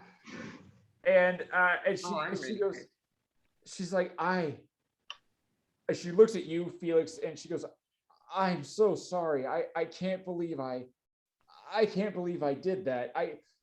I'm not like, we're not. You know me, Felix. I could, yeah, just silence. Felix is just staring at her, like just, he's like, and she goes, okay, I'll just, well, and then Jeff goes, and she goes, okay, I'll just. Hey, Abigail. She goes, don't worry. You're not in the same level as me. You're lower. And she goes, because I just broke something. You called a devil. And she looks at Boomer, and then she turns around and looks at the rest of the group. Oh, and she, just sort of slumps away and like, shuffles over and stands beside Jeff. I'll be standing next to Abigail. Just Are you still invisible? Yeah. Be like, don't freak out. It's Nico. I'm invisible at the moment. But she goes. She kind of looks. And she goes, "Where?" I'll just sort of pat her on the shoulder, like I'm right here. Yeah, she gives a little flinch, and then and she goes, "Okay. Don't worry, I've got your back. I don't think that was your fault." The first time Nico could have casted invisibility on someone else. Nope. No one was nearby. No, let's not do that. I was on the shelf. Elf on the shelf. I was like the an elf elf. on the shelf. Nico, go ahead and give me a deception check. All right. Come on, deception. Oops, that's not the right thing. Oh, look, he rolled a 2 and got a 27. Only a 24. Yeah. Abby goes, well, thanks, Nico. I guess I'm still pretty new at this adventuring stuff. It's just, you're right. Yeah, it's just, you're new at this. You'll get the hang of it. Just don't let these guys get you down. I think you've got a lot of potential. You didn't release a horde of demons or anything. Hey, shut up. Hey, shut up. I mean, it's just one devil. Just one devil. Yeah, but look which one it was. One of the little ones. I just set off one explosion. It just happened to be the Tsar bomb from Russia. So it's 100 megatons. Yeah. You shot off like 25 bullets. No, you way worse on your side. Hey, her carbon footprint is impeccable. Okay. I'll just be like, hey, just look, like, why don't you tell me about this like weird tank of water we're next to, which has weird looking things. Sharks. Yeah, do we see the fishies in it, Ed? Oh yeah, you can see the fish swimming around. Fishies. You can see the fish, and there's these massive sharks. These sharks are in proportion with where you're at. Right. Ooh. And you can see in sort of down in the water, you see these. There are 3, along with the fish and the sharks. You see there are 3 large clams. These 3 large clams. Do you think there might be giant pearls in those clams? Yeah, probably like super big, valuable pearls. Do you reckon? Go take a look, Nico. Yeah. I mean, It would take someone really strong to pick up. Ah, you bastard. You bastard. Boomer. Keep moving. I don't think there's anyone strong enough to lift one. Ah, you fucker. Oh well. Let's Boomer. keep moving. Nico's just trying to get you in trouble. He's trying to get back at you for the circus event. Could you eat a shark, Boomer, and be the king of their tribe of sharks? King Why of don't you the talk to clan. the sharks? These aren't your sharks. No. These are also not your clams. These are somebody else's property. These are not your clams. I think you should talk to the shark. Talk to No. the clams. You know, Gaston's about ready to just give up on this group and wait for his timer to turn up. Oh, okay. Come on, Abby. Let's keep going. Yeah. Oh, but I could be strong. You could be. You I can guess be we'll never strong, know but it's thanks still to- not thanks to yours. Be strong for something Killjoy. you own. Gaston Killjoy over there. Fun police. Yeah, the That's sharks. right. Yeah, you see the sharks. You know, there's. 'Cause I want to fly in a boat. Yeah. Yeah, you're probably Focus. right. Maybe this will help us fly in a boat. I don't know how, but maybe. You don't know. Knowledge. It's true. Oh, hang on, where's You Skippy? don't know knowledge either. There it That's why I'm here. Pretty wigged out. Right? So you You agree? don't know what's in those clams. Yes, I agree. You should leave them alone and go and find an air elemental. But we don't Or know you're what's in so them. weak you can't focus. I don't. If What? only we had someone with us that could like just scoop all the water out of the way and we could just walk down and open the clam. Yeah, if only you did. I think he's talking about you. And guess How perceptive, Boomer. Boomer's all. Professor Boomer coming out again. kind of good at this stuff. Yeah. Okay, come on, Abby. Let's keep moving. Yeah. Of course, Nico is saying all of this invisibly, right? Oh, yeah, just nobody just can hear the actually voice. see him. It's just Just a hear the voice. voice like disappearing off down the corridor.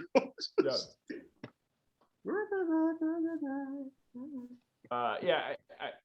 Abigail Abigail's like, You move me up. As well.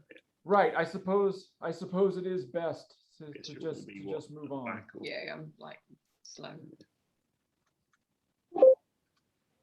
Is Ed quiet to anybody else or is it just me? Yeah. Oh, sorry. I dropped the microphone. There we go. There we go. Better. Oh, I can fish. hear you. In the What crates. the hell is this? Oh, I want to look at these things. Yeah. They're not So yours. They're not yours. They're somebody else's property. Please don't Just, steal from just the look. giant. I can look at things. I mean, if it was their property, wouldn't they have like locked Put it their away? name on it. Yeah, put Yeah, their we name on kind it. of broke in. We didn't break in. No, There were you know locked lab doors, rules. you You know. should always name your stuff. It's fine. Yeah, they did. They moved everything of theirs to a private location underneath the ocean that no one should come and bother them at. Doesn't Oh, look very wait. private to me. It wasn't locked in any serious way. They should have locked their so- portal. So when you guys enter this area, you see that you see these large crates and they're filled with all sorts of different fish, big fish, crabs, all sorts of stuff. Now that you're looking at these wooden crates and you've seen sort of the shelf. Nico, give me a perception check.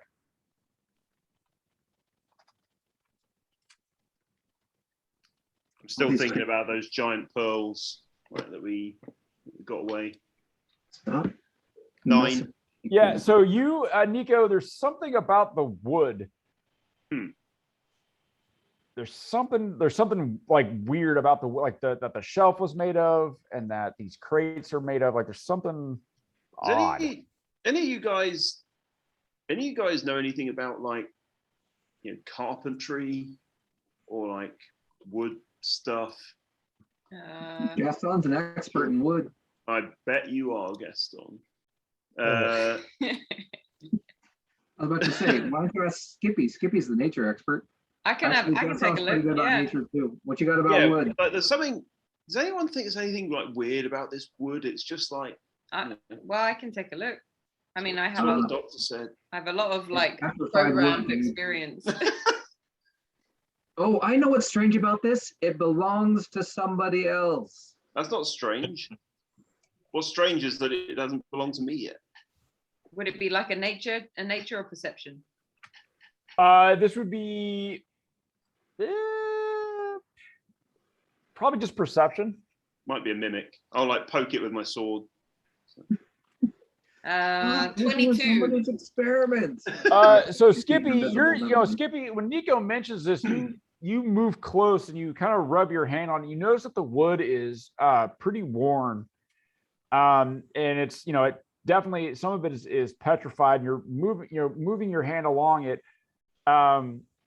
until you notice It blinks. you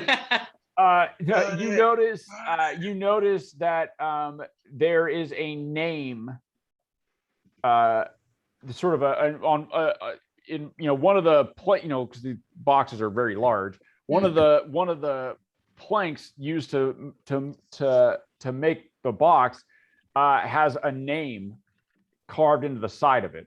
Can I read it? It says Solanda. Zalanda. I will tell Sounds that made to up. everyone. Like, Made up name. Mate. And you look, I mean, and when you look at it, like it, you call attention to it. Felix, because you sailed around a little bit before you got put in stone, it looks like the sort of things that is carved into ships to name them. Like it looks like that sort of font and the way it looks. And looking at the boxes, you realize that all of the wood down here is from wrecked ships. huh. Oh, so they're like green everything, like recycle and down here. Are these, Yeah. Are these Well, Low carbon correct. footprint. Well, they can't exactly carpenters. step out to the Home Depot. do you think they found these wrecks or did they make these wrecks? Yes. Great. Low column A, low column B. Get wrecked. How many different types of, like, how many wrecks do we think they are? Oh, you see, like now that you're really looking at it, you see stuff that looks very like you see all sorts of dissimilar stuff. Oh, hold on, I gotta populate this room, Gaston. Give me a second. Can I try a history check, see if I see any of the names or have heard or anything of the ships? Yeah.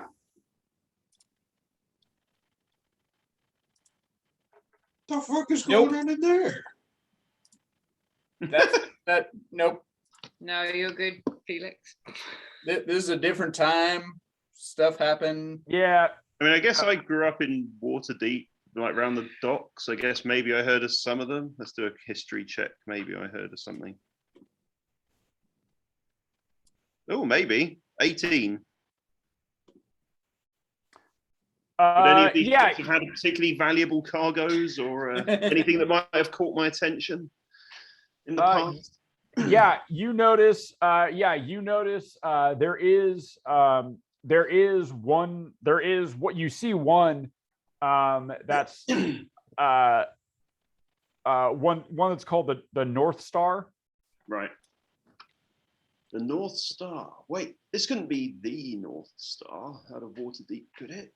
Sure. And it's a ship that was it was supposed to be going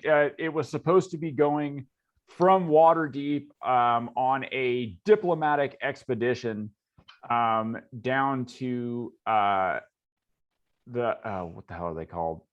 I'll think of it later. There's a continent far to the south. Maztica? And it was supposed to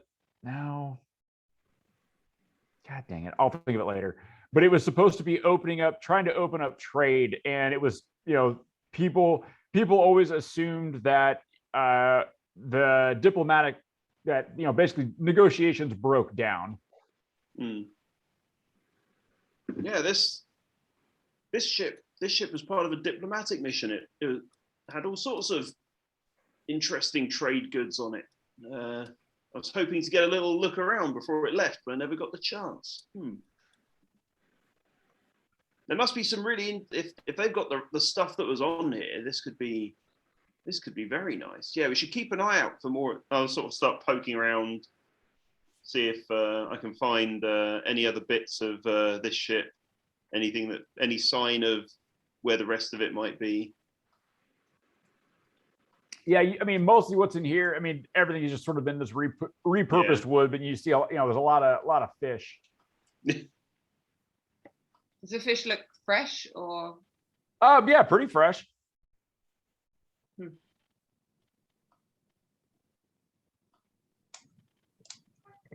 Okay. Well. And are the fish all like giant as well? I mean, they're normal fish, but they're definitely caught from the deeper parts of the ocean, so they're fairly large. What do I see in this room, Ed? In here, hold on, sorry, let me populate this one. In here, you can see that there are two large giants, similar in skin tone and size to Yorkman, floating here. You also see a couple more of those clams, and you also see a chest down here that sort of got barnacles and things crusted on it. And you see that there are and they said that the two giants, they're floating in the water, and they look like they may be asleep. I don't. Oh, there they are. Oh God. Huh. Interesting. What do you got, Boomer? There's some other big people, and there's a clam in the chest. Hey, look, a chest. And there's water. Not yours. There's got to be Felix something. would also like to go invisible. Go now. Okay. gotta be Gaston, something. do you float into where you're at, or are you staying with the group? Absolutely. And say hello. You see two. These are definitely smaller. They're still giant, but they're smaller than Yorkman, and they're a little more rotund. Definitely not in like as good of physical shape, and they're kind of arguing with each other as you walk in. And you still got tongues on, right? Oh yes, for the next hour. So yeah, you walk in and they're arguing about what ingredients are supposed to go into the soup that they're boiling, and you see them going, "Yo, it's supposed to be fish," and they go, "Not that fish. It's supposed to be this one." And they kind of they shove each other a little bit, and then eventually they just put all the fish that they had anyway kind of in there. And you get the feeling these ones might not be super bright. They come from Boomer's neck of the woods. Got it. Hey. Yeah. I kind of want to see what's in this chest. In the chest? There's a chest in the water. There you go. Do they acknowledge Gaston's existence, or are they still doing their own thing, ignoring him? They haven't really, even like when you walked in and sort of talked, they didn't really pay attention to you. They're still sort of very engaged with each other and the food. Okay, turn around and do a head count. You count Boomer, Abigail. Well, I guess Jeff counts as 2. Skippy. Skippy. And that's it. Hey, I'll whisper to Felix, like, "Hey, Felix, do you want to help me get in this chest? I bet there's some good stuff in there." Where are you going? I can't see you. I can't see you either. But You know, Gaston will shout, "Hey, assholes! Whatever you're planning, stop. Whatever you took, put it back."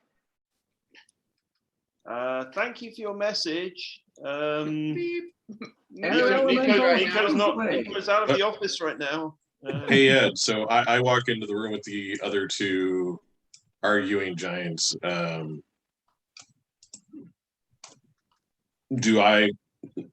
Do these ones seem familiar to me? These are hill giants. Yeah. Get 'em! Boomer, stop. They're pets of these people. Let's not kill people's pets. Mm. And now they begin the party. Oh, by the way, you guys, when you stepped into the storm, you guys can hear music coming from up ahead of you. Coming from the east, you can hear music being played. It's kind of strange sounding. It's a bit like a pipe organ. Sounds a bit like a pipe organ, but very, very odd. Like it's not something you've ever heard before. Ah, skin flutes. Who now? Asian penis joke. Oh, I was going to say, I believe Gaston is proficient in the skin flute then. Yeah. They at this so as you sort of float by Gaston, they finally take notice of you as you go by, and they go, hey, look, Torque, look, it's a bright man, a little one like a bug. Yeah, I was sent by Yortman. You think he goes in the soup? No, he does not go in the soup. Fish go in the soup. He is not fish. Huh. It talks. Does talking stuff go in the soup? No, dead fish go in the soup. Not talking stuff. And Well, Gaston keeps flying How by. do we know? How do we know he's not trying to trick us out of the soup? Gaston's gone at this point. Yeah, they're still talking to each other. Are you guys, Nico and Felix? You guys attempting to? What chest are you talking about, Nico? Underwater, right over the other side. Yortman's chest. Oh, Felix isn't too keen on going in the water. Well, I'd go in the water. Yeah, but being invisible, like, there's this big void of water right there. What's the other thing in there? Stop. And then the footprints once you get out of the water. Giants, guys. Hmm? TPK. Think about those three letters. TPK. Yeah, that's what I'm thinking right now as I'm seeing what's in this next room. All right, fine. All right, whatever. Oh, hold I'm on. thinking I gotta finish populating this room too. Hold on. this might not be a combat situation. Maybe this is a time for diplomacy. Hey, Skippy, you might want to stay in the shadows. I think these guys are not too smart. Can we keep Boomer out of the next room if it's like a diplomacy situation? Oh, did the hill giants notice me? I just walked by. No, they were busy arguing over whether Gaston was supposed to be in the soup. Gaston confused them by talking. Cool. Is this a pantry or something over here? Oh yeah. So over there, you see, Felix, when you go in there, these things right here. So there's like these anemone looking things. That it looks like they any of the food waste that they need to dispose of. It looks like, as you can see, there's like bits of stuff that are hanging out of these things, and they're slowly you can see them sort of pulsing, and you can see the stuff that's been shoved into them, like, bits of fish head and things like that, is slowly disappearing inside. And you can see like there's a few bones and some scraps around them. Okay, so I'll start kind of moving stuff around in there without getting too close. to see if it gets their attention. The pot stirrer people. Okay. And then that way it'd be like, all right, like we'll see if I'll get their attention, and then let's just walk by. You're visible though, right? Yeah. Yeah, I mean, they're really like they're not super bright, man. Like he'll can I use minor illusions, make it look like there's a fish flapping around on one of their heads? Yeah, you can. You won't be I'll be anymore. I'll be just about to leap. What? If you cast a spell, you lose invisibility. Oh, is that? Oh, yeah, that's right. Yeah, I won't do that. Even though it's a cantrip. Is that right? Yeah. No, okay. Oh, I won't do that then. All right. Do you guys see? It would have been kind of funny. Boomer, do you see a bunch of giants in this room? I see 3 giants Yeah, and a scorpion. Oh god. A scorpion? What? That's actually supposed to be a crab. I don't have a crab mini. Oh shit. This Hold is on. the second time we run into crabs. We have had bad experiences with crabs. Gaston has. I got a spell for that. Hold on. There's supposed to be more stuff in here. Hey, there are fringe benefits from being a class that can cure all sorts of diseases. It didn't save. So I guess if I climbed up on that table, could I make a fish like flop around by grabbing the tail or something? Why would you go and mess with giants? Because the rest of our party still has to walk by. Hold on a second. And I think a walking skeleton might get some attention. I doubt it. These things are probably stupider than Jeff. Oh, why you gotta disparage Jeff? Well, because I don't want to offend Boomer. Stupider than Jeff. Yeah. Although they've got more soul than Jeff. Wait. What, am I wrong? They've got more soul than Jeff? They should. Well, I mean, I'm in no position probably to more comment. soul than Nico too. How many souls do we have between the group if you don't count Felix's stuff? if you don't count Felix. Felix's soul is mortgaged. Abby's soul is mortgaged. Nico's soul is mortgaged. Skippy's soul is indeterminate. Boomer's got a nice solid dwarven soul. Plus, he's got a backpacking soul in his axe. Yeah, it's a soul in his axe. Yeah. Gaston's got his soul, and for the next little bit, a little piece of Ogma. So that counts as like 30. So between our group, we've got 4.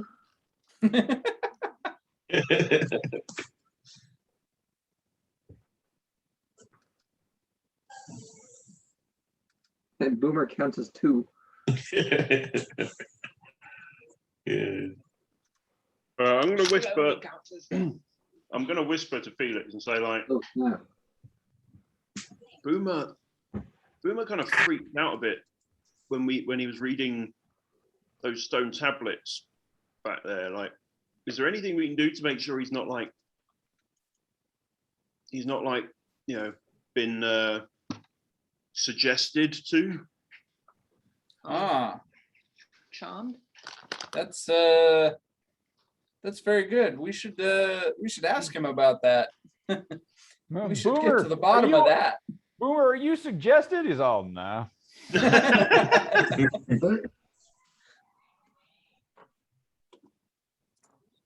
Is there some wizard thing you can do to find out? I don't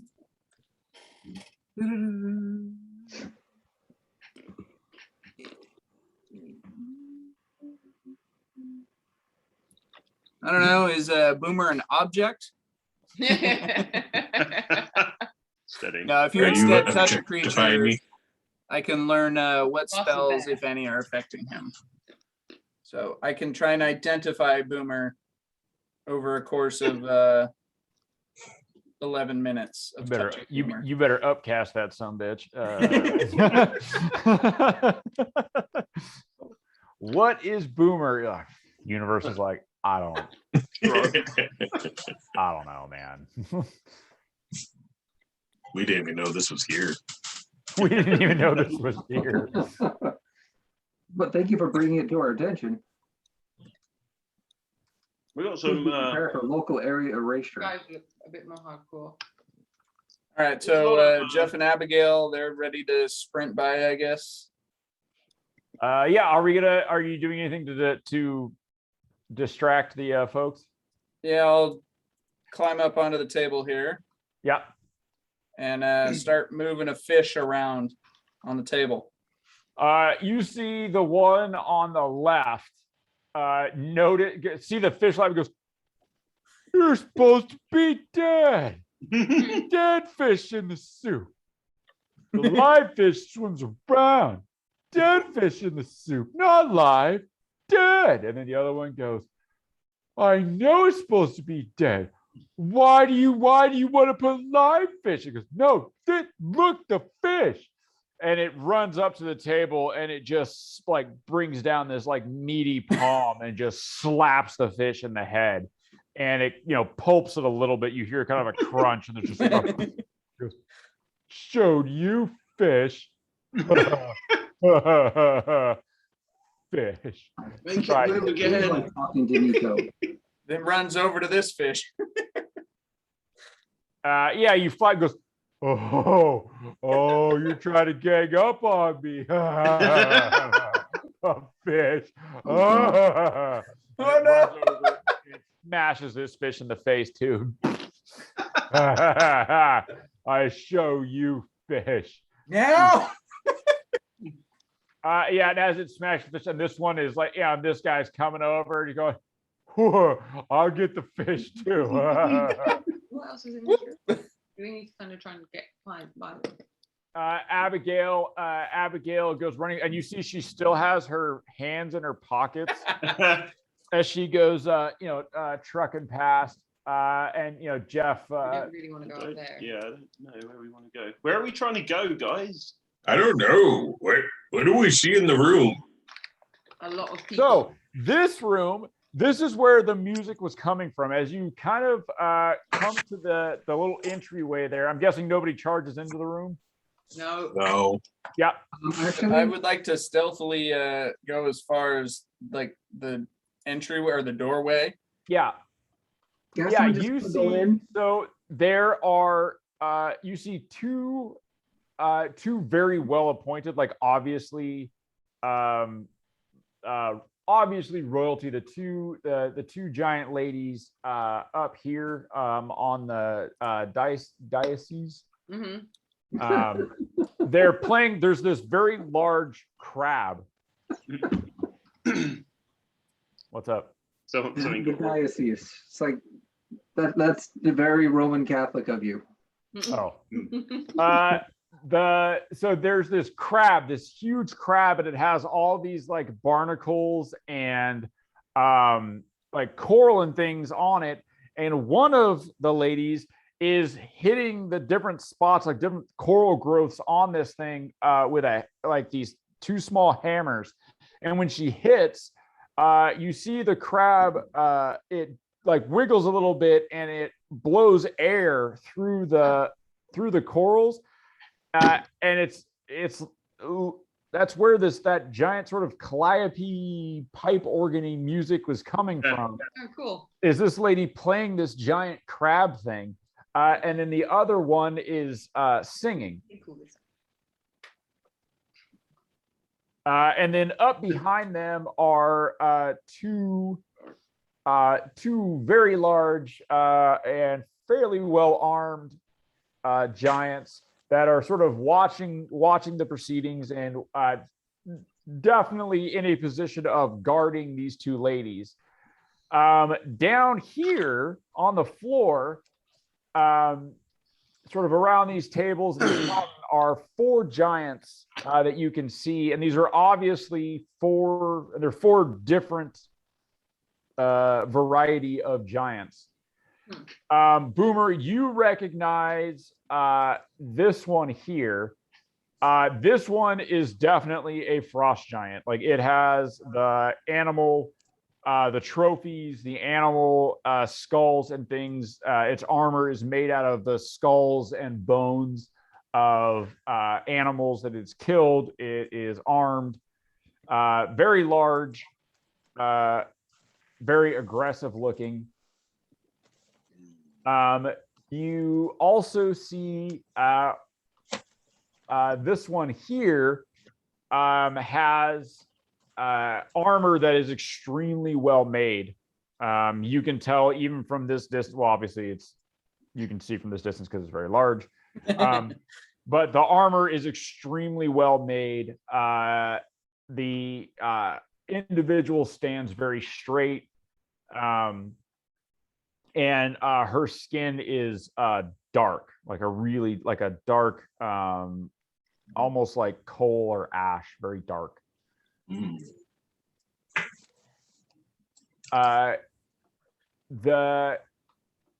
see the one back here. Yeah, the one back here is almost as large as Yortmon was, but not quite. She has a very haughty sort of look on her face. And is looking around like, nothing much impresses them. And the one here has their skin almost looks like granite, like that sort of black and white and gray kind of looks like granite. And they're watching the proceedings, but in a very distracted way. Like a ritual type thing here? No, you think this is strictly a performance. Like it looks like it's music and it's what you're performance. What's up? What's the quality of the performance? Oh, very good. I mean, the music is good. The singing is excellent. You think that what you're seeing here, just on a very larger scale, Gaston, you've certainly seen this. Felix, you probably saw something like this before. Boomer, you've never seen anything like this before. This is something that Flatlanders do. Nico, you know what this is. You've never actually you've probably been invited when in your mercenary days, part of a mercenary company, you're probably invited to a couple things like this. Skippy, you've never seen anything like this. This is definitely what looks like it looks like nobles and a court. This is, a performance, some sort of a recital or something that's going on.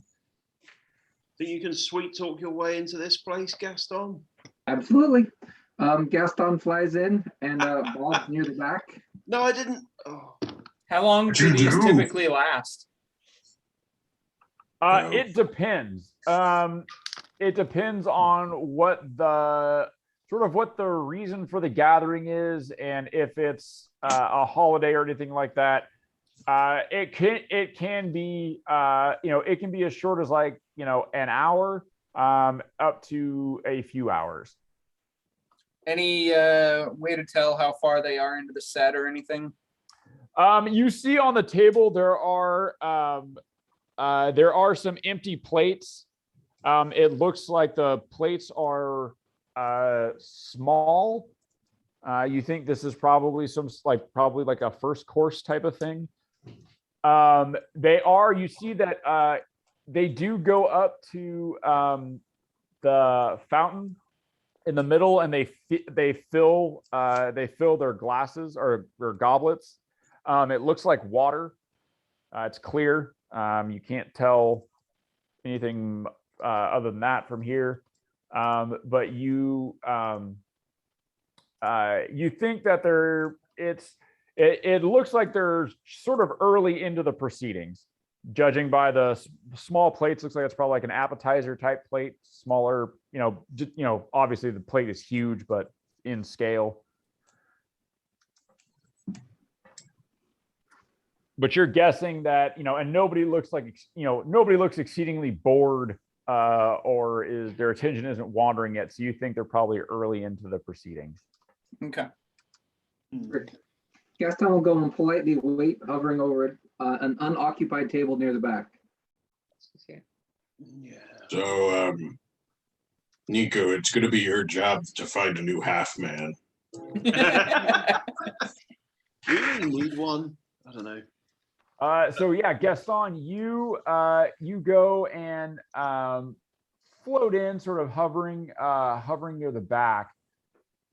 The music continues. The song is like you can actually understand the words.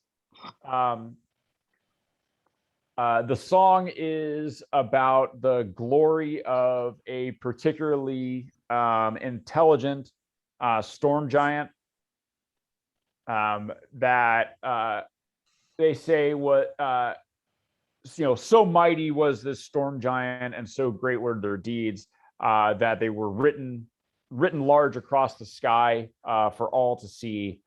Dragons trembled at their very name. And blah blah blah. Basically just sort of extolling the virtues of some storm giant that who knows if they ever even lived. Yeah, I do like the name Fred though.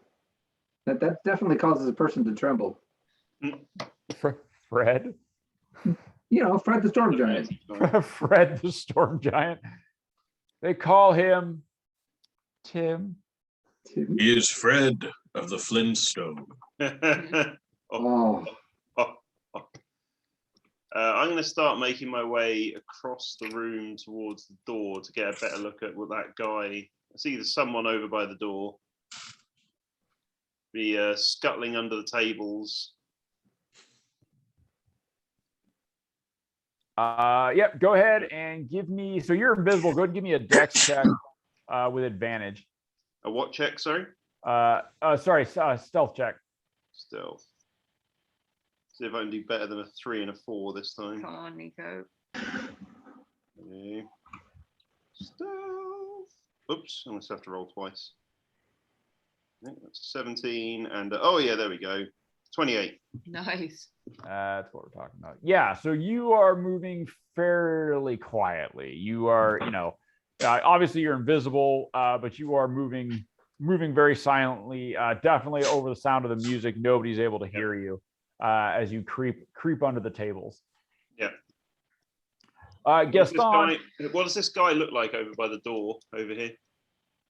Which guy? This guy. These ones look very similar to the ones that were in the kitchen. They don't look super bright.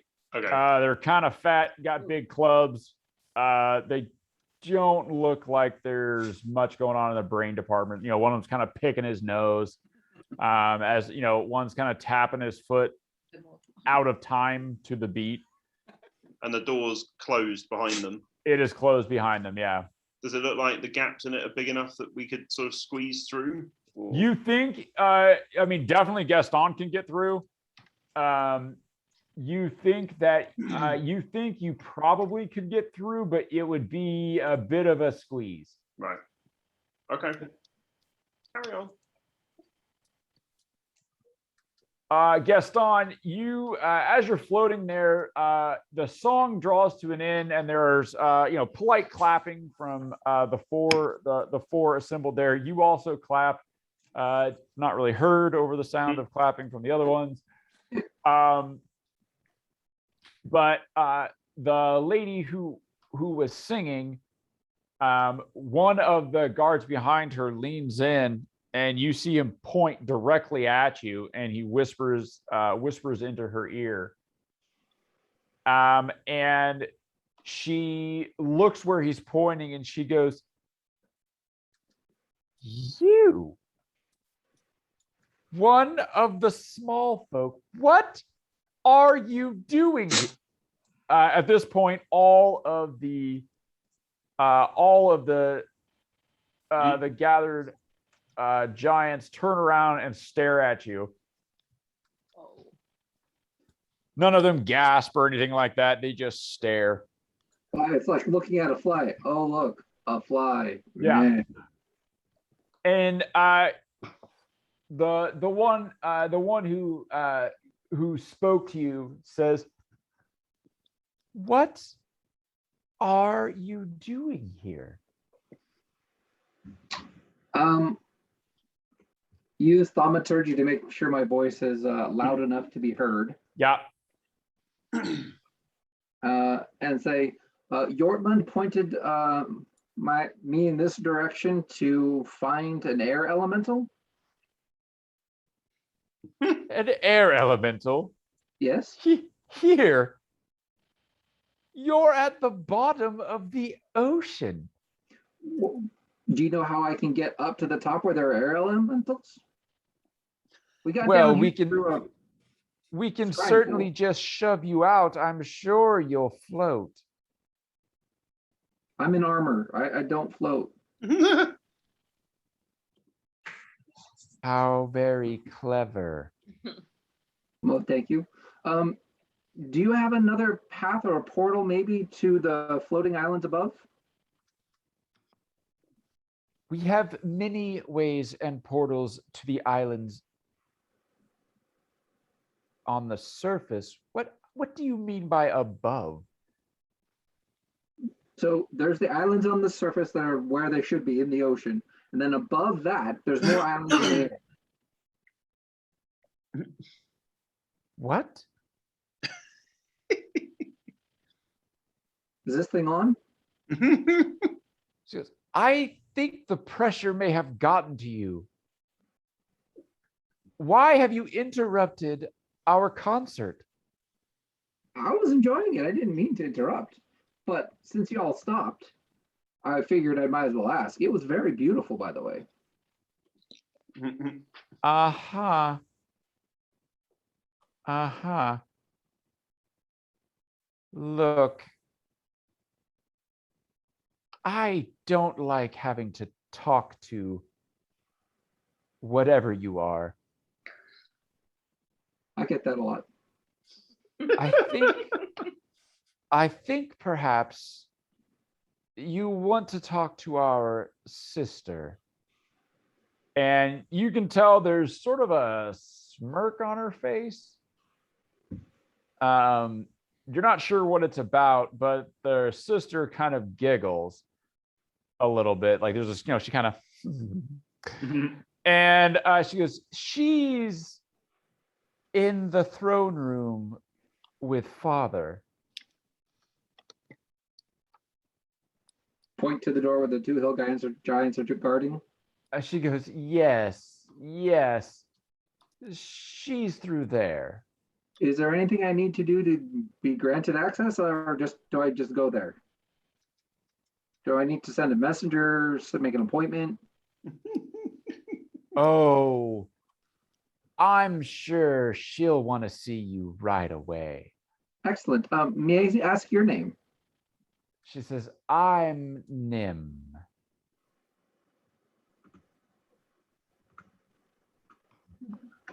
As in the secret of Nim? In YM. It was absolutely the highlight of my day to have met you and listened to your concert. Your voice is lovely. Thank you for your time. Yes. And she calls over and she says, Shoot a Skippy. and she says, Cog. And she claps her hands, and the one he's still tapping his foot to a song that is no longer being played. And yeah. Let this being through. Gosh, this is such an Ed NPC, the condescension. This is Ed, haha. This is Cog. It needs to see Sarissa. And Cog goes, oh, we're not, no one's supposed to go. She goes, to me. What did I say? You said that it, and it points to you, Gaston. We're supposed to see Sarissa, but Uthor said no one is supposed to go. Cock. Oh, okay. And he looks down and he goes, I'll open it. I'll open it. Yeah, so this sounds like a little bit of a political booby trap. Go in there, get killed by big giant dude. It'll be fine. Okay. Hey. Your honesty has got us this far, Gaston. Yeah. Hey, Ms. Nim, could you please do a introduction for me? I'd really appreciate it if you would do that. Oh, I think Tug can handle that. Can't you, Tug? And the other one goes, okay.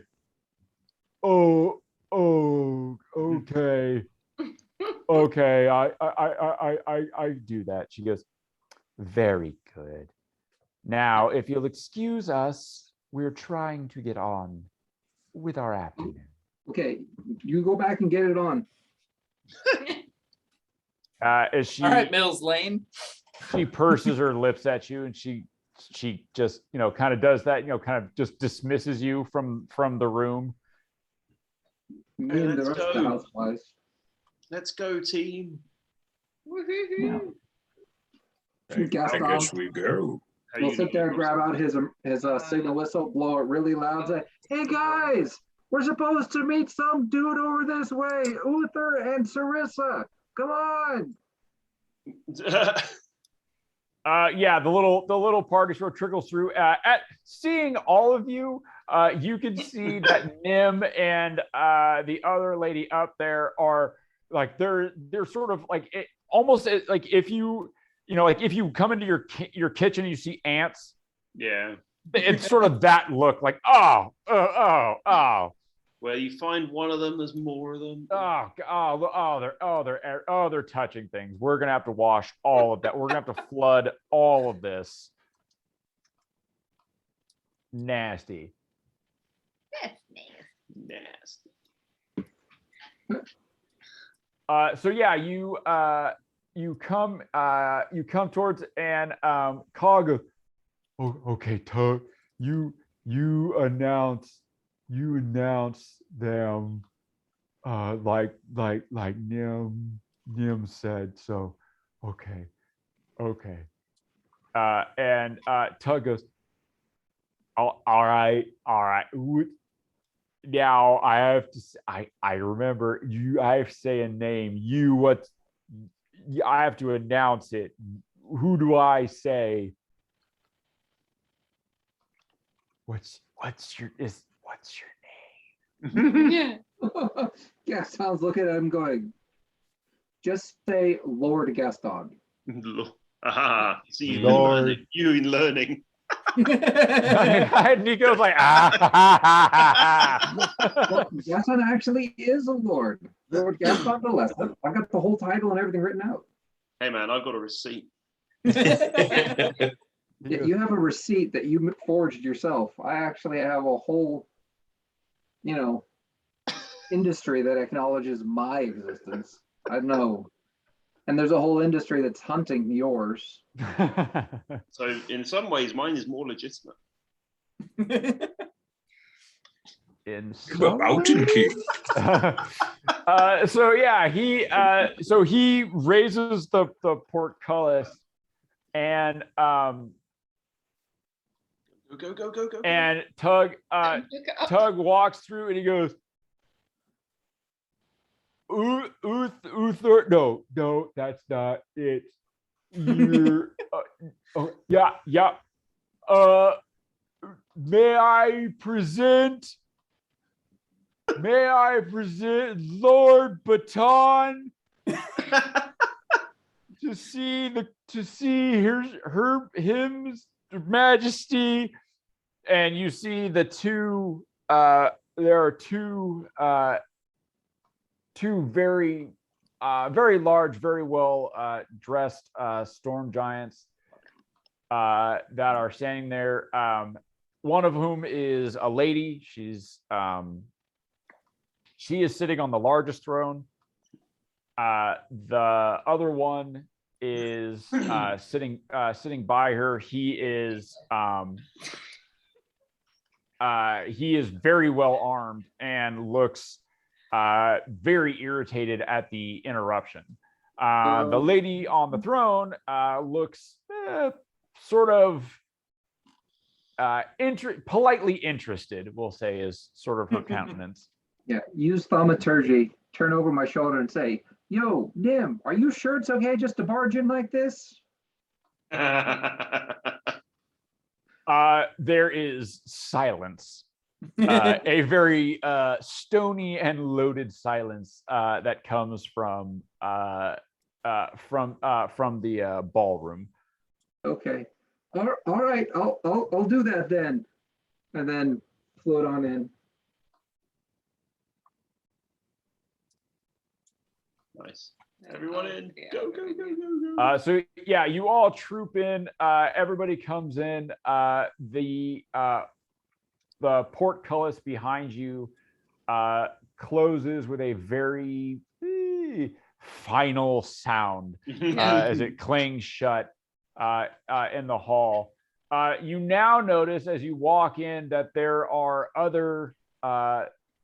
a few other large beings that are in this amphitheater-like throne room that are now looking down at you from above.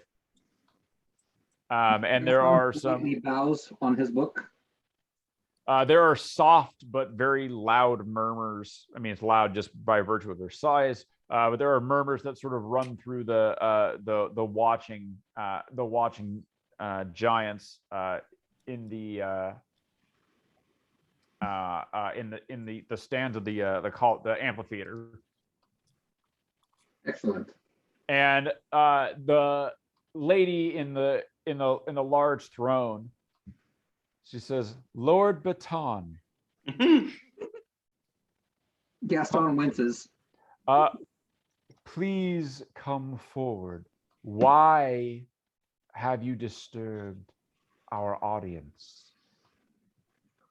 Gaston flies closer and up to the appropriate height to be about her belly button height. Yeah, the large guy, as you sort of approach, he puts his hand on his sword, which his sword is. Gaston will stop where he is, like massive, and he says, "No further." All right, Gaston will float 10 feet further back just to make him feel happier. What language are they speaking? This is all in Giant. Giant. So, well, it started with, wait, do you want the short story or the full story? There are some chuckles from the crowd above you when you say short story. Yeah. There's some chuckles that kind of go through the thing. The lady, the queen, she smiles a little bit and she says, "Please keep it brief." Excellent.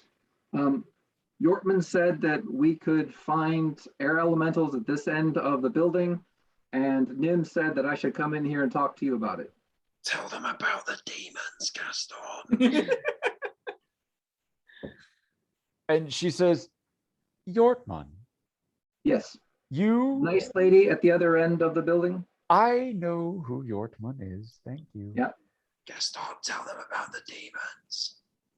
Why did I still don't believe you were able to distract Yorkman from her studies. She is quite focused.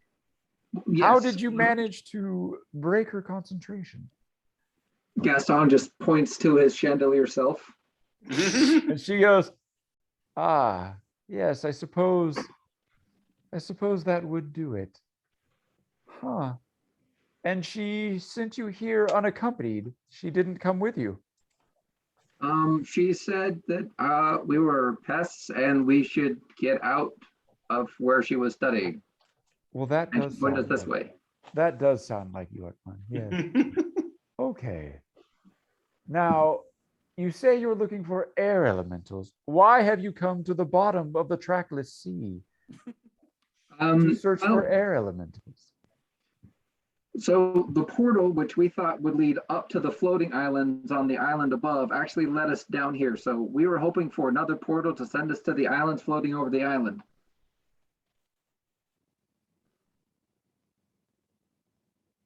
The portal? Who created this portal? I have no idea. It was in a building. We just walked through and came out of a scrying pool. You came out of the scrying pool. Yeah. The elementals pointed the way. I asked them politely, and they said this is the right way. Ah. Did we come out of the scrying pool? Yeah. Yes. Oh, okay. Cool. She We says jumped in the fountain and came out of a scrying pool. she looks at you very hard and she says, oh, interesting. Ah, it's fascinating. I got to tell you, this is going to make a heck of a book. Do you she says, this conclave has gathered to talk about disturbances on the surface. Is this the ones that started a couple months ago? Now at this, everyone is now focused on you very, like you can almost feel the pressure of the attention that is now focused upon you. I'm still basking in the afterglow of my Ogma. And she says, yes. What do you know of this, small one? So it's north of Waterdeep, right? What's up? Or is it south of Waterdeep or north of Waterdeep? It is north of Waterdeep. Okay.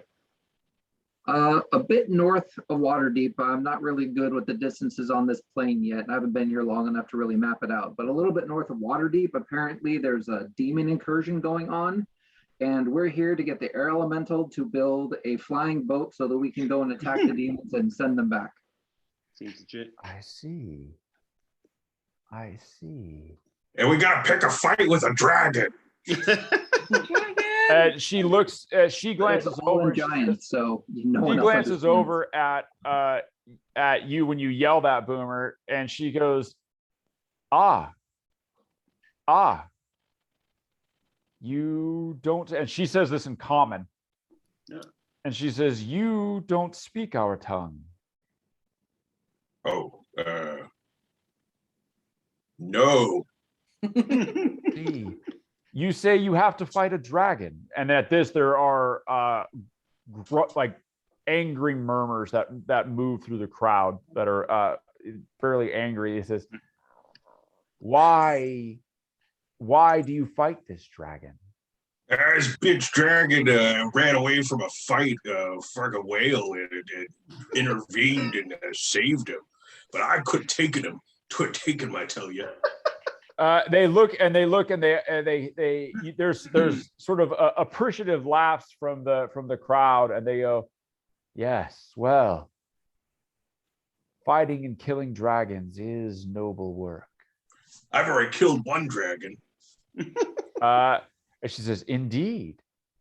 He's got the dragon's teeth floating around his body somewhere. Well, yeah. See, hold the teeth. At this, there are some polite claps that come from the watching the assembled crowd when you hold up the dragon's teeth. And she says, very good. Very good. So tell me, warrior, what do you know of this demon incursion? Oh. I don't know. The guy next to her, Uther, says, speak the truth and speak plainly. What do you know, warrior? We're in a place, as a tavern, but it wasn't a tavern, and there were these mice, and the mice seemed nice, and then Can I try and whisper a story to Boomer to make it more believable? Or like more Just let him absurd go that he's for just it. talking let him go nonsense? for it. I mean, you can certainly try that. And the mice said we gotta help us with the bad cat. I thought it was a bad cat. It was a bad so cat, at- Boomer. So at this point, Uther sort of raises his hand and he looks over at Sarissa. Sarissa nods. She says, "Thank you, warrior. I see you are stout of arm. And short of the foot. Yes. Let's see. Tell him you were bigger, Boomer. Anyone?" As she looks back at you, she says, "Lord Baton,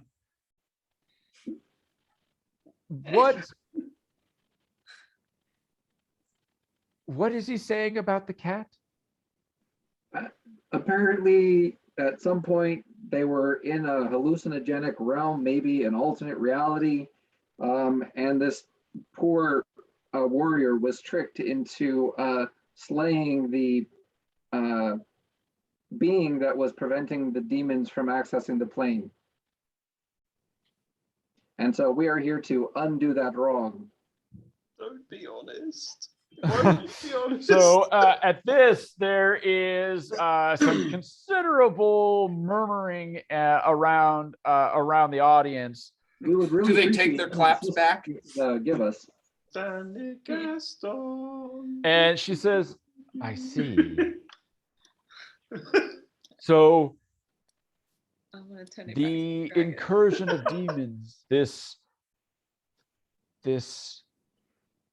invasion from the abyss, We didn't you really know about it until we got back from Barovia. Fuck, bring that in. Yes. and she looks, she says, "Barovia, I am unfamiliar with this realm. Is it new on the surface?" No, it's another prison plane that we got sent to, or they got sent to. I ended up accidentally.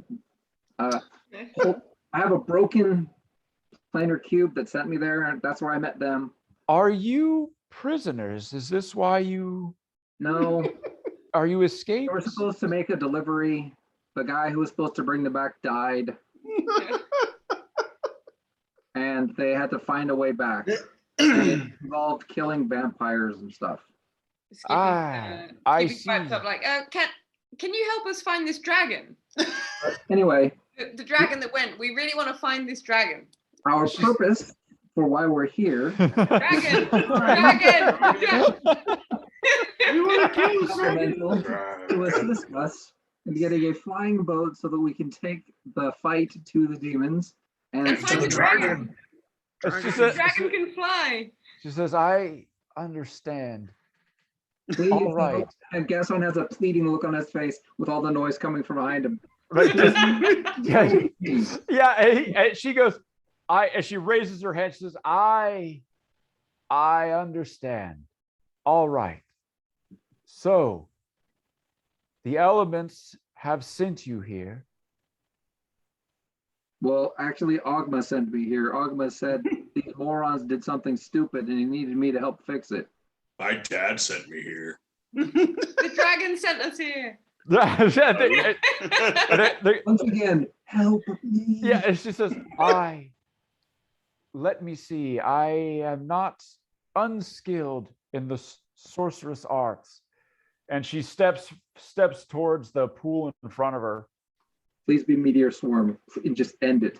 Me too. And I you think see I her. understand. She steps forward and she waves her hand over the pool, and you can see it swirl, and you can see colors and things form in the pool, but you can't make out anything distinct. She is staring into the pool, and you see her eyes grow wide. And she says, her eyes grow wide, and she goes, "Ah, now I see. It is clear. Can you clarify the situation? And she looks and she says, I am afraid I cannot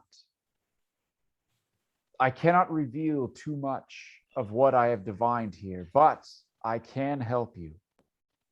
I can help you. I see the path that you walk. She said, she looks into the pool once more, and you can see the colors in the water begin to swirl and change. And she says, for one so small, you walk a path that is perilous. And you are in a danger that you don't yet recognize. If you're talking about my ex-wife, I've known her for a while. There's more danger that we don't know. And she says, I cannot say more, but you must beware. One of you is carrying something very dark within them. Only one? So do they know I'm here? Only one seems like an underestimate. I was about to say, I think your divination's a little off. There's more than one carrying something dark. We've What's got the like error bar three on people that? in this party that are carrying some really nasty crap. And they're both invisible right now. No. As she says, Annabelle, I will say no more, but I can help you on your path.